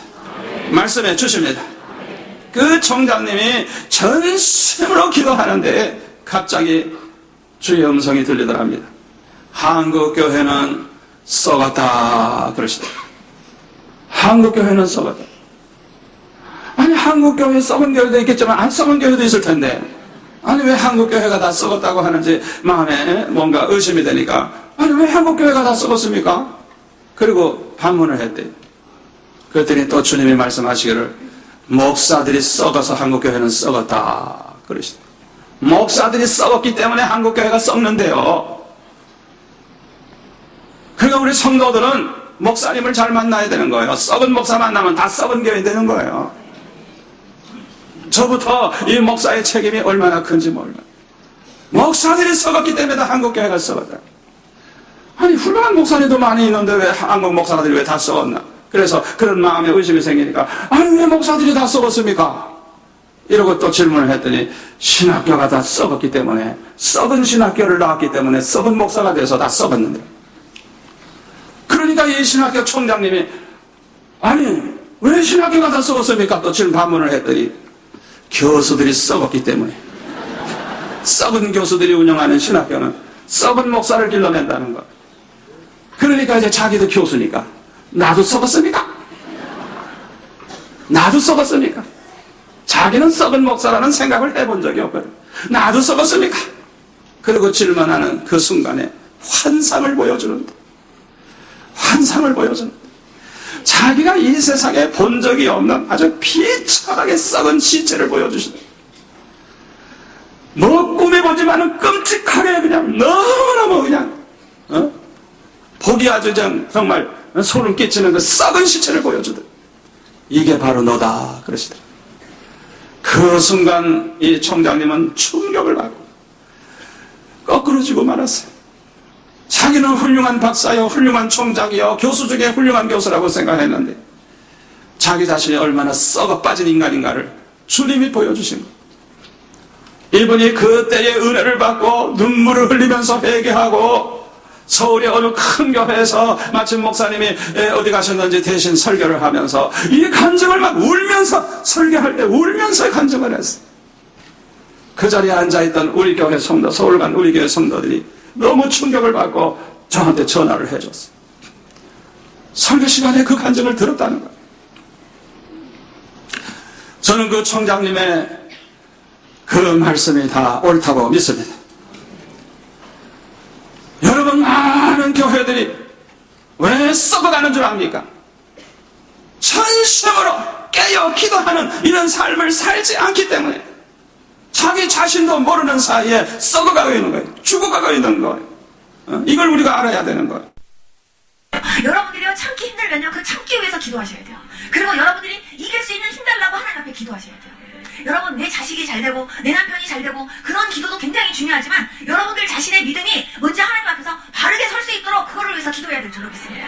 정말 하나님 앞에 내가 지금 가도 정말 하나님이 정말 사랑하는 내 딸아 사랑하는 내 아들아 하고 끌어안아 줄 수 있는 그런 사람으로 됐으면 좋겠어요. 제 아들이 어느 날 꿈을 꿨는데요. 심판받는 꿈을 꿨대요. 그런데 우리 아들이 심판을 받는데 정말 살아있을 때 회개해야지 그 심판의 자리에서는요 국률이 없더래요. 얼마나 무서운지 사람들이 다 자기 차례가 오는 거를 기다리면서 그렇게 벌벌벌 떠는데 자기도 그렇게 무섭더래요. 그런데 얼마나 무서웠니 하고 제가 물어보니까 무서운 귀신이 자기 눈앞에 나타난 거에 비하면 그거에 한 10,000배는 무서운 것 같더래요. 얼마나 무서운지. 그런데 정말 자기가 깨달은 거는 살았을 때 회개해야지. 죽어서 그 자리에서는요 회개할 수 있는 기회도 없고 국률이 없더래요. 그러면서 자기가 군대에서 그냥 자기 혼자만 이렇게 교회 가고 그러는 게 때로는 다른 사람들 다 바쁘게 일하는데 자기 혼자만 교회 가고 그러는 게 미안해갖고 때로는 교회를 한두 번 빠진 적이 있었대요. 근데 그것까지요 하나님 용서해달라고 철저하게 회개하더라고요. 여러분들이 어떻게 살았는지 여러분들의 삶에 대해서 하나님 나중에 다 심판하시잖아요. 그런데 정말 여러분들이 하나님 앞에 섰을 때 정말 부끄럽지 않은 모습으로 살기 위해서 여러분들 지금부터 노력하셔야 돼요. 여러분들의 믿음이 정말 하나님 앞에서 나의 믿음의 수준은 어느 정도인지 여러분들 그런 것들을요 정확하게 좀 들여다볼 수 있었으면 좋겠습니다. 성경을 보면서 정말 내 믿음이 정말 내 믿음은 어떤가, 내 믿음은 어떠는가, 여러분들 자신이요 자꾸 여러분들 자신을 그렇게 진단할 수 있어야 돼요. 여러분들의 건강만 진단받지 말고 여러분들의 영적인 모습도 자꾸 진단받으면서 여러분들의 정말 영적인 그 건강을 위해서도 여러분들 자꾸 노력하는 그런 여러분들 될 수 있기를 축복합니다. 제가 하나님 앞에 항상 기도했던 게 뭐냐면, 하나님, 저는 정말 하나님 앞에서 항상 하나님이 이제 부른다 할지라도 정말 저는 할렐루야 하고 갈 수 있고, 내가 하나님 앞에 이렇게 가면 사랑하는 내 딸 하고 하나님 확 안아줄 수 있는 나는 그런 사람으로 항상 살고 싶어요. 이런 기도를 항상 하다 보니까요, 저는요 죽음이라는 시간이요 그렇게 기다려져요. 죽음이라는 시간이 저한테는 무서운 시간이 아니라 주님의 얼굴을 그냥 제가 이렇게 딱 죽는다 하면 죽자마자 주님의 얼굴을 제일 먼저 이렇게 대면에서 볼 걸 생각하면요 그렇게 기분이 좋아요. 왜냐면 저는 여태까지 주님의 모습을요 매번 하나님 보여주셨는데, 십자가에 못 박히신 그 주님의 모습, 저는요 예수님의 피가요 이렇게 사진 보면요 갈비뼈에서 찔하고 이렇게 좀 나오고 여기서 이렇게 쫄 흐르고 이런 것만 있어서 저는요 그냥 그런 사진이 있어서 예수님의 피 흘림에 대해서 그렇게 깊게 생각을 해본 적이 없었어요. 근데 예수님이 십자가에 지셨던 모습을 하나님께서 한번 보여주셨는데 보니까요 위에서 보여주셨어요. 위에서 마치 위에서 그 예수님의 그 십자가에 지신 모습을 이렇게 위에서 이렇게 내려다 보는 것처럼. 그런데요 그 가시면류관에서 흐르는 그 피가요 땀하고 범벅이가 돼가지고요 얼굴 전체를 덮어요. 그래가지고요 눈을 뜰 수가 없을 만큼 땀하고 이 피가요 얼굴 전체를 다 덮어서 이 피가 이런 데까지 다 흘러요. 온몸이 다 피예요. 그렇게 예수님이요 우리를 위해서 그렇게 피 흘리셨어요. 근데 예수님 그런 모습, 또 기도하는 뒷모습, 그리고 예수님이 활짝 웃으시는 모습은 3번 보여주셨어요. 그렇게 하나님께서 여러 번, 그리고 겟세마네 동산에서 기도하시는 모습, 여러 가지 하나님께서 모습들을 보여주셨지만 한 번도 정면으로 모습을 본 적은 한 번도 없었어요. 그런데 내가 딱 죽으면, 딱 죽는 순간 예수님의 정면으로 얼굴을 뵐 수 있겠구나 하고 생각하면요 그 시간이 그렇게 기다려져요. 그런데 예수님을 딱 봤을 때 주님께서 사랑하는 내 딸아 하고 정말 너 그동안 수고했다 하고요 저를 꼭 안아주는 그런 사람 되고 싶어요. 근데 저를 보고 내가 정말 너처럼 내가 정말 속세기는 좀 처음 봤다 만약에 이렇게 한다더니, 야 어쩌면 그렇게 너는 그렇게 정말 영적으로도 게을러 터졌고 어쩌면 야 내가 너 쓰는데 얼마나 힘들었는지 아냐. 하나님이 예수님이 나한테 그러면요 나는 거기서부터 무릎 꿇고 아니야 잘못했어요 이래야 되잖아요. 그러니까요 저는 정말 그런 용 되고 싶은 거예요. 다른 게 아니라 정말 주님 앞에 섰을 때 주님이 정말요 꼭 안아주면서 수고했다 하면서 웃으면서 저하고 같이 손 붙잡고 그러고 다음에 이렇게 천국문에 들어가는 그런 은혜를 받고 싶어요. 그러다 보니까요 이 땅에 사는 동안 정말 그렇게 정말 하나님 앞에 요만큼도 진짜 걸림이 안 되게 살려고 그렇게 노력하는 마음이 저한테 있는 거예요. 그런데 정말 예수님이요 정말 저를 위해서 그 십자가에 지시기 위해서 그 전날 밤에 겟세마네 동산에서 예수님이 기도하신 그 모습 하나만 생각을 해도요 저는요 지금도 생각하면 눈물이 나고요 그 장면만 생각하면요 자다가도 벌떡 일어나서 기도를 하게 돼요. 근데 저만 위해서 십자가에 죽으신 게 아니잖아요. 이 세상 모든 사람들을 위해서 십자가에 지셨고 저와 여러분들을 위해서 십자가에 지신 거잖아요. 예수님 십자가에 지시기 전날 밤 겟세마네 동산에서요 그 사명을 감당하기 위해서 기도하신 그 기도가 얼마나 처절했는지 아십니까? 제가 새벽 4시에 제가 밤새도록 기도했다고 했잖아요. 하나님이 하게 하신 거예요. 눈을 이렇게 떴는데 그날 새벽 4시에 눈을 떴어요. 그래갖고 30분 동안 그 다리를 좀 쭉 뻗고 좀 누웠다가 새벽 기도 가야겠다 그렇게 생각하고 이제 다리를 쭉 뻗고 누우려고 하는데 갑자기요 벽에서요 뭐 밝은 빛이 뭐가 하나가 팍 빙글빙글 도는 거예요. 그리고 제가 벌떡 일어나가지고 제가 이렇게 쳐다보는데 그냥 뭐가 빙글빙글 도는데 보니까요 면류관이에요. 면류관이 빙글빙글 막 돌더니요 그 면류관 안으로 어떤 장면 하나가 보이는 거예요. 그래서 제가 이렇게 하고 제가 이렇게 쳐다보는데요 예수님이 겟세마네 동산에서 기도하는 모습이 보이는 거예요. 정말요 진짜 여기서 땀을 흘리시는데요 진짜 정말 피와 같은 땀방울이라는 게 무슨 말인지 이해가 되게 정말 예수님이 기도를 하시다가 이렇게 지치시는데요 뒤에서 정말 무시무시하게 커다란 나귀들이요 예수님 기도하는데 뒤에서 막 공격을 해요. 그러니까 예수님께서 그냥 이렇게 딱 이렇게 기도하시고 이렇게 예수님이 한번 이렇게 기도하시고 이렇게 기운을 이렇게 약간 이렇게 기운이 약간 빠지셨는데 천사들이 와서 그 예수님을 돕는 거예요. 그러니까요 예수님이 다시 짠 하고 다시 일어나서 다시 또 막 기도하는데 이번에는요 더 큰 나귀들이 와가지고 이번에는요, 니들의 선진들까지 함께 와가지고요, 막 옆에서 응원하는 거예요. 그래가지고 예수님이요, 그 3차례 기도를 하시더라고요. 그런데 얼마나 간절한지요. 제가 그거를 보면서 그 장면을 하나님 30분을 보게 했어요. 완전히 제가 이렇게 하고서 눈도 정말 잘 깜빡거리지 않는 가운데 30분 동안을 제가 그걸 봤는데 30분 후에 그게 다시 점점 사라졌는데 제가 설마 예수님이 나를 보고도 저런 기도를 하라는 건 아니겠지, 이런 생각이 들 만큼 무서웠어요. 그런데 예수님이 저를 위해서 정말 여러분들을 위해서 십자가 지시기 전날 밤 그런 처절한 기도를 하신 거예요. 사명 감당하시기 위해서. 여러분들도 여러분들의 사명을 감당하시기 위해서요, 정말 열심히 기도하실 수 있기를 바랍니다. 저는 정말 기도 없이는 사명을 감당할 수 없잖아요. 성경에 보면은 사명을 제대로 감당하지 못한 분들 보면요, 기도가 식었어요. 기도가 약해졌어요. 그리고 기도했다라는 글을 본 적이 없는 분들, 정말 그 사명 제대로 이루지 못하고 넘어진 분들 정말 많잖아요. 끝까지 우리가 믿음으로 승리하기 위해서는 정말 기도 열심히 해야 되는데요.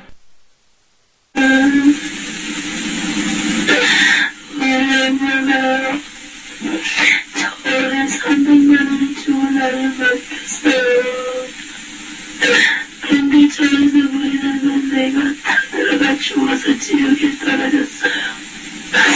내 같은 아이들이 얼마나 저에 많은지 알아. 간신히 맞는다고 보내준 건 아니요. 거야를 갖다 버리기는 그래도 저를 버리는 거예요. 나 같은 애들이 너무 많아. 나 같은 애들이 더 이상 지옥에 안 가겠지. 내가 엄마를 엄마게 보는 사람이 있겠어요.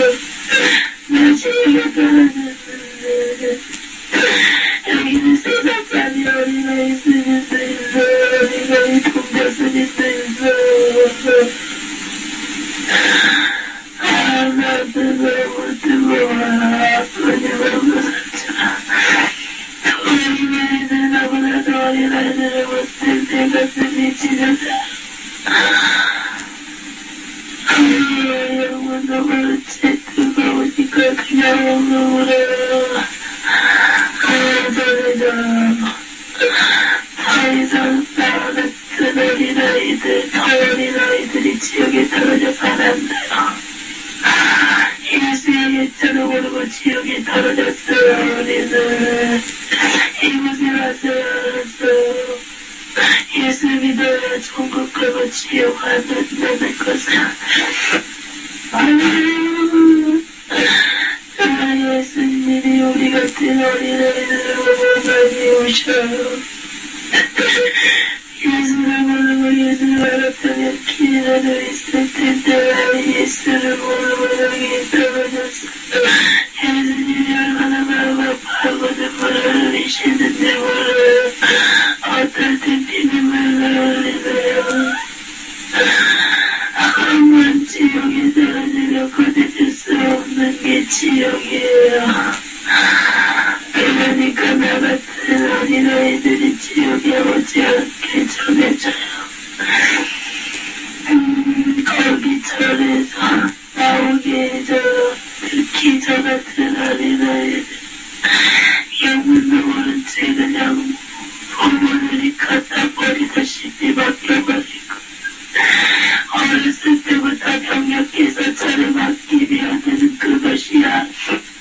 튼튼해지고 병이 터가갔다고 저를 맡기는 아이들이 있어. 그것도 다 선물이에요. 사람한테 사람이 그렇게 해서 그걸 모으는 거예요. 한정을 불교는 생명이 없고 예수님도 없는 것이에요. 나는 13살이에요. 그게 하나님 답을 안 주시더라고요. 그러다가 1년 2개월 동안 계속 기도했는데도 답이 없다가 답을 주셨어요. 저는 정치를 그만하고 싶었습니다. 그래서 정치를 하나님이 시키셨으니까 이제 그만하게 해달라고, 다른 방법으로 나라에 기여할 방법을 찾게 해달라고 기도를 했는데 답이 없다가 하나님이 답을 주셨어요. 그 답이 뭐냐? 회개하라는 거였습니다. 저는 정치를 할까요 말까요를 기도하고 있었는데 1년 넘게 답이 없으시다가 답을 주셨는데 회개하라는 거였어요. 제가 전혀 상상도 못했던 이런 하나님의 응답이 있어서 제가 곧바로 회개를 시작했습니다. 회개 기도를 시작하니까 내가 상상도 못했던 회개거리들이 막 쏟아져 나와요. 뭐 그 얘기들 중에 상당 부분은 제가 다른 기회를 통해서 말씀을 드렸기 때문에 대부분 다 아시리라고 생각하고 제가 13일 동안을 좀 아무도 다른 것 기도하지 못하고 회개만 했는데 회개한 뒤에 하나님께서 이렇게 말씀하셨어요. 회개는 어느 정도 됐다. 이제 내가 너를 다시 일으켜 세우리니 나가라. 성취를 다시 하라는 말씀이었어요. 이게 작년 금년 6월 27일의 일입니다. 제가 기도를 시작한 것은 6월 회개를 시작한 것은 6월 15일이고 하나님께서 이제 회개는 어느 정도 됐다. 다시 일어나 나가라. 내가 너와 함께 하겠다. 그 말씀하신 것이 6월 27일이에요. 그러면서 하나님께서 내게 두 가지 사명을 줬습니다. 하나는 나라가 이렇게 어려워진 것은 목회자들의 타락 때문이다. 나가서 목회자들을 만나서 회개하라고 촉구를 해라. 둘째는 정부가 잘못하는 것에 대해서 뭉쳐서 비판해라. 이런 사명을 주셨어요. 제가 이런 기도 끝내 그 다음날, 바로 그 다음날 재검표, 인터넷 재검표가 있었는데 거기 부정선거 증거들이 막 쏟아져 나왔습니다. 하나님께서 제게 네가 이걸 외쳐 알려라. 만약에 부정선거가 이루어져서 다음 선거가 조작이 되면, 그래서 반기독교적인 정권이 계속 이어지게 되면, 그러면 제일 먼저 피해당할 것이 바로 교회다, 목사다, 장로다, 권사, 집사들이 제일 먼저 피해 당하게 된다. 그렇게 놔둘 수 없다. 부정선거를 외치고 부정선거를 바로 잡아라. 그런 감동이 와서 제가 그 뒤부터 바로 이제 행동을 하고 있습니다. 두 가지를 했어요. 하나는 회개를 촉구하고 있습니다. 대형교회, 큰 교회 목사님을 제가 일일이 다 찾아다니면서 제가 회개하면서 하나님께 받은 이야기를 전하고 있고, 그 목사님에게 하나님께서 또 회개하라고 말씀하신 이야기도 개별적으로 말씀을 드리고 있어요. 하나님께서 지금 우리 목사님들이, 근데 목사님들의 타락 때문이라고 말하는 것은 결국은 목사를 하나님께서 징계하시겠다는 게 아니라 회개하면 이렇게 세워서 다시 쓰겠다는 말씀이에요. 그러니까 목사님들을 위해서 여러분들이 우리 목사님들의 거룩성의 회복을 위해서 정말 간절히 기도를 하셔야 됩니다. 하나님께서 다시 지적하시는 것은 목사님들만의 문제가 아니라 우리 문제이기도 하기 때문입니다. 몇 가지 하나님께서 뭘 회개해야 되는 것을 말씀을 해주셨어요. 첫째는 북한에 돈 퍼준 거, 이거를 회개해라. 그 돈이 결국 이 남한으로 들어와서 남한 좌파의 돈 자금줄이 됐고, 그것이 결국 교회를 탄압하는 수단이 됐다. 거룩한 헌금을 왜 교회를 박해하는 자금으로 쓰이게 했느냐, 이거를 회개해야 된다. 이런 말씀을 하셨어요. 또 북한에 오고 가면서 거기서 해서는 안 되는 잘못들을 한 분들이 있다는 겁니다. 그래서 정부가 무슨 일을 해도 외치지 못한다. 회개하라. 둘째는 교회 재정을 함부로 쓰는 거 회개해라. 그 셋째는 교만한 것 회개해라. 교만한 것 회개해라. 그 넷째는 정부가 잘못하는 것에 대해서 저항하지 않았다. 막지 않았다. 이걸 회개해라. 교회 문 닫으라고 하는데도 문 닫고 있다. 예배를 10% 드리지 말라고 그러면 안 드리고, 대면 예배 못 드리게 하면 안 드리고, 10%만 드리라고 하면 10%만 드리고, 하나님의 종이 아니라 완전히 세상 정부의 종이 되고 있다. 이 점에 대해서 회개하라. 이런 말씀을 계속 주시고 계셔서 제가 전하고 있습니다. 두 번째는 정부가 잘못하는 것에 대해서 뭉쳐서 싸워라. 그건 네가 앞장서라. 저도 앞장서라고 말씀하시면서 싸우라고 하는 거예요. 그래서 아까 부정선거 말씀도 드렸습니다만은 이제 이 정부가 이 코로나를 핑계로 해가지고 예배 못 드리게 하고 있지 않습니까? 지금 여기는 뭐 가득 찼습니다만은, 수요일 저녁인데도 가득 차서 참 평일인데도 저녁에 가득 차서 감사합니다만은, 지금 예배를 정상적으로 못 드리는 교회가 참 많이 안 있습니까? 코로나하고 우리가 예배 드리는 것하고 무슨 직접적인 관계가 있습니까? 모여서 코로나의 확산 위험성이 있다. 지금 여기 제가 보니까 마스크 안 쓴 사람이 한 분도 없어요. 한 분도 없어요. 다 방역수칙을 잘 지키고 있습니다. 많이 모이면 그 병이 더 생길 그런 가능성이 있죠. 그렇지만 지금 뭐 지하철 다니는 걸 보십시오. 또 저녁에 젊은이들 모이는 이런 공간에 한번 가보십시오. 사람들 잔뜩 모여 다니는데, 그런데 거기다가 뭐 50%만 모여라, 40%만 모여, 30% 모여라. 이거 뭐 정상적인 그런 이야기가 될 수가 없습니다. 예배는 이 정부가 드릴 수 있도록 기회를 줄 수 있는 게 아닙니다. 그것은 하나님께서 우리 주신 명령이에요. 모이기를 힘쓰라고 하시지 않았습니까? 온라인으로 막 이렇게 한다. 이게 모이는 걸까요? 핑계에 우리가 빠져들어가 있는 겁니다. 모이기를 더욱 힘쓰라고 할 때 우리가 정부의 말을 듣고 예배를 드린다면, 모여 예배드리는 것을 드린다고 하면 과연 우리가 하나님 앞에 정말 예배하기를 쓰었습니다. 이렇게 말할 수가 있겠습니까? 또 이 정부가 차별금지법이라고 하는 걸 만들고 있어요. 제가 2013년도에 법무부 장관 된 뒤에 첫 번째 받은 우리 부처의 핵심 과제가 뭐였냐면 차별금지법 통과였어요. 내가 그것을 보고 듣는 순간 하나님께서 정말 이때를 위해서 나를 세우셨구나. 그 법무부 장관의 일이거든요. 그래서 제가 어떻게 했겠습니까? 하여튼 막았습니다. 근데 그때만 해도 교회 목사님들이 이 차별금지법이 뭔지 잘 몰랐어요.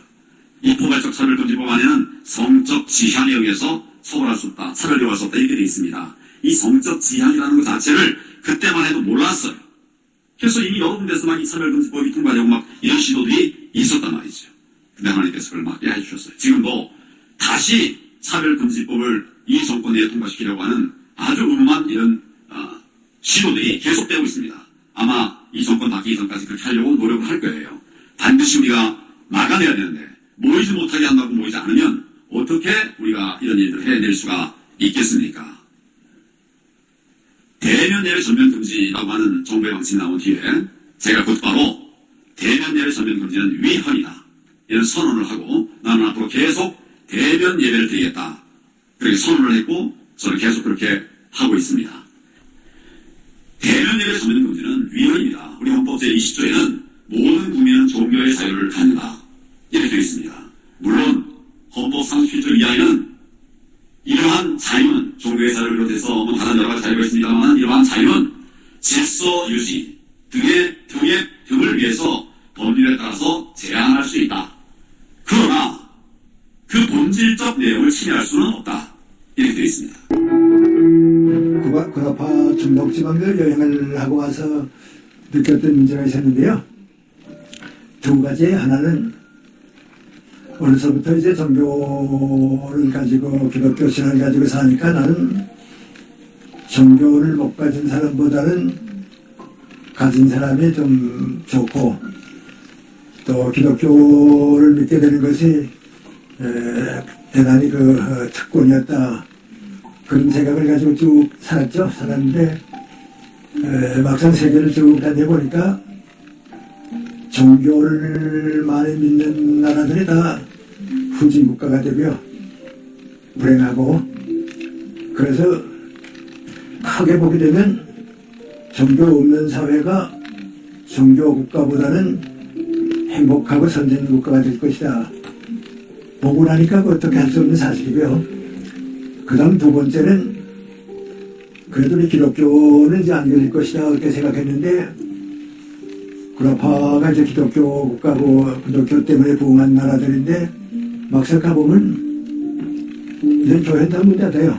전부 문 닫고, 미국도 이제 도심지 미국 교회 가보면 얼마 안 있다 세상 떠난 노인네들만 모이지 젊은이들은 없고요. 일본도 이제 그렇게 되고요. 그래서 교육 수준이 높아질수록 기독교회는 없어질 것이다. 앞으로도 그렇게 될 것이다. 그런 생각을 했고요. 그런데 우리나라에서 어떤 문제가 있는가 하고 생각해 보는데, 책에서는 잠깐 그런 얘기를 했는데 100년 전에 3.1운동 때는 우리 기독교인들이 사회에서 지도자 역할을 했거든요. 그런데 100년쯤 지난 지금은 지도자의 위치에서는 떨어지고요. 중간 사회를 내려온 것 같아요. 왜냐하면 이제 대학 교육을 받는 수가 많아지고 인문학 사회과학이 자꾸 올라가니까 옛날에 기독교의 수준 가지고서는 더 올라가지 못하거든요. 그러니까 이제 100년쯤 지나면 우리도 이제 교회는 다 문 닫고 기독교 정신이 살아남느냐 사라지느냐가 문제인데, 그러니까 어디서 감동이 돼요? 그래서 교회가 기독교 정신을 유지하지 못하면 기독교회는 희망이 없겠다, 그런 걱정이라고 할게요. 거기서 한 3가지 문제가 남거든요. 첫째는 이거는 다른 모든 지식, 인문학이나 사회과학이나 모든 지식은 우리가 이제 받아들이고 판단할 때에 한 기준이 있어요.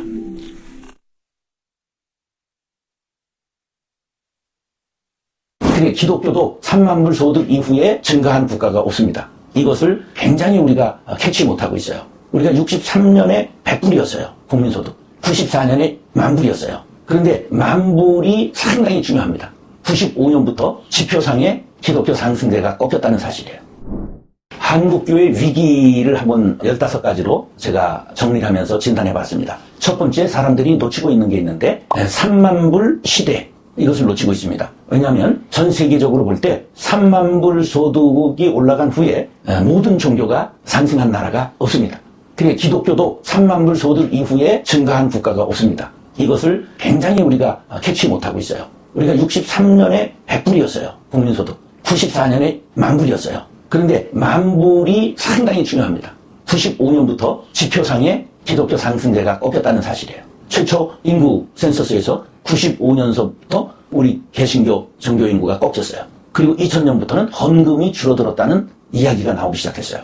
그리고 2006년에 2만 불 시대에 도래했고요. 17년에 3만 불 시대가 되었어요. 3만 불 시대 마의 벽이에요. 그래서 이거 제가 89년에 신대원 3학년이었는데 회장이었기 때문에 중창단 8명 인솔하고 이제 여행 자유화가 88 올림픽 때문에 됐어요. 89년에 유럽 3주를 갔는데 그 아름다운 사진에 나오는 스위스를 갔어. 근데 충격적인 얘기를 들었어요. 더 이상 교회는 어렵다. 이유가 뭐냐 하면 요람에서 무덤까지 사회복지가 대신한다. 교회가 하나님이 하는 게 아니고 교회가 하는 게 아니라 사회복지가 하나님을 대신한다.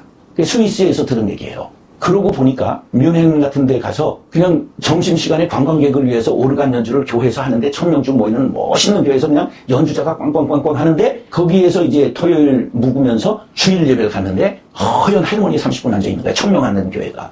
그게 이미 서구 교회가 그렇게 됐고 그 후에 영국의 교회는 어떻게 됐어요?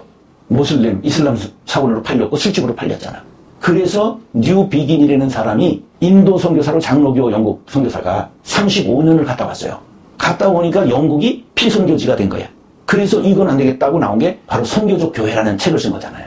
거기에서 제일 놓친 것들이 자기 바로 베이스를 선교하지 못한 거죠.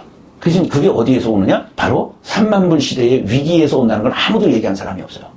제가 이제 공부한 사람은 아닌데 하나님께서 이런 통찰, 이제 이런 것들을 주신 것 같아요. 그 다음에 3만 불 시대 되면서 두 번째 뭐가 오느냐 하면 종교 인구의 서구화가 와요. 선진국이 종교 인구가 어떻게 되느냐 하면 이제 놀랍게도 점점 비종교 인구가 종교 인구를 넘어서 70% 이상으로 비종교 인구 80% 막 올라갑니다. 그래서 우리나라가 2004년에 47%가 비종교 인구였어요. 그 2004년에. 그런데 2021년에 비종교 인구가 60% 드디어 올라갔어요. 23년에 63%예요. 가파르게 올라가잖아요. 그러니까 23년, 이제 불과 몇 달 전이에요. 37% 갖고 세 종교가 나눠 먹는 거예요. 그래서 17% 개신교인, 16% 불교인, 6% 천주교인. 끝. 비종교인 63%. 그러면 이게 지금 가파르게 70% 고가입니다. 왜? 지금 21년과 23년 2년 사이에 3% 올라갔거든요. 근데 지금 이게 어디가 주로 비종교예요? 코비드 이후에 3040 젊은이들, 대학생 2.7% 기독교 인구가. 그리고 큰 타격을 본 게 1,004개 군대교회가 있어요. 거기에 260명 중에 군목이 있어요. 그럼 나머지 교회는 어떻게 해요? 대대교회는 전부 민간인 군선교사라고 그래.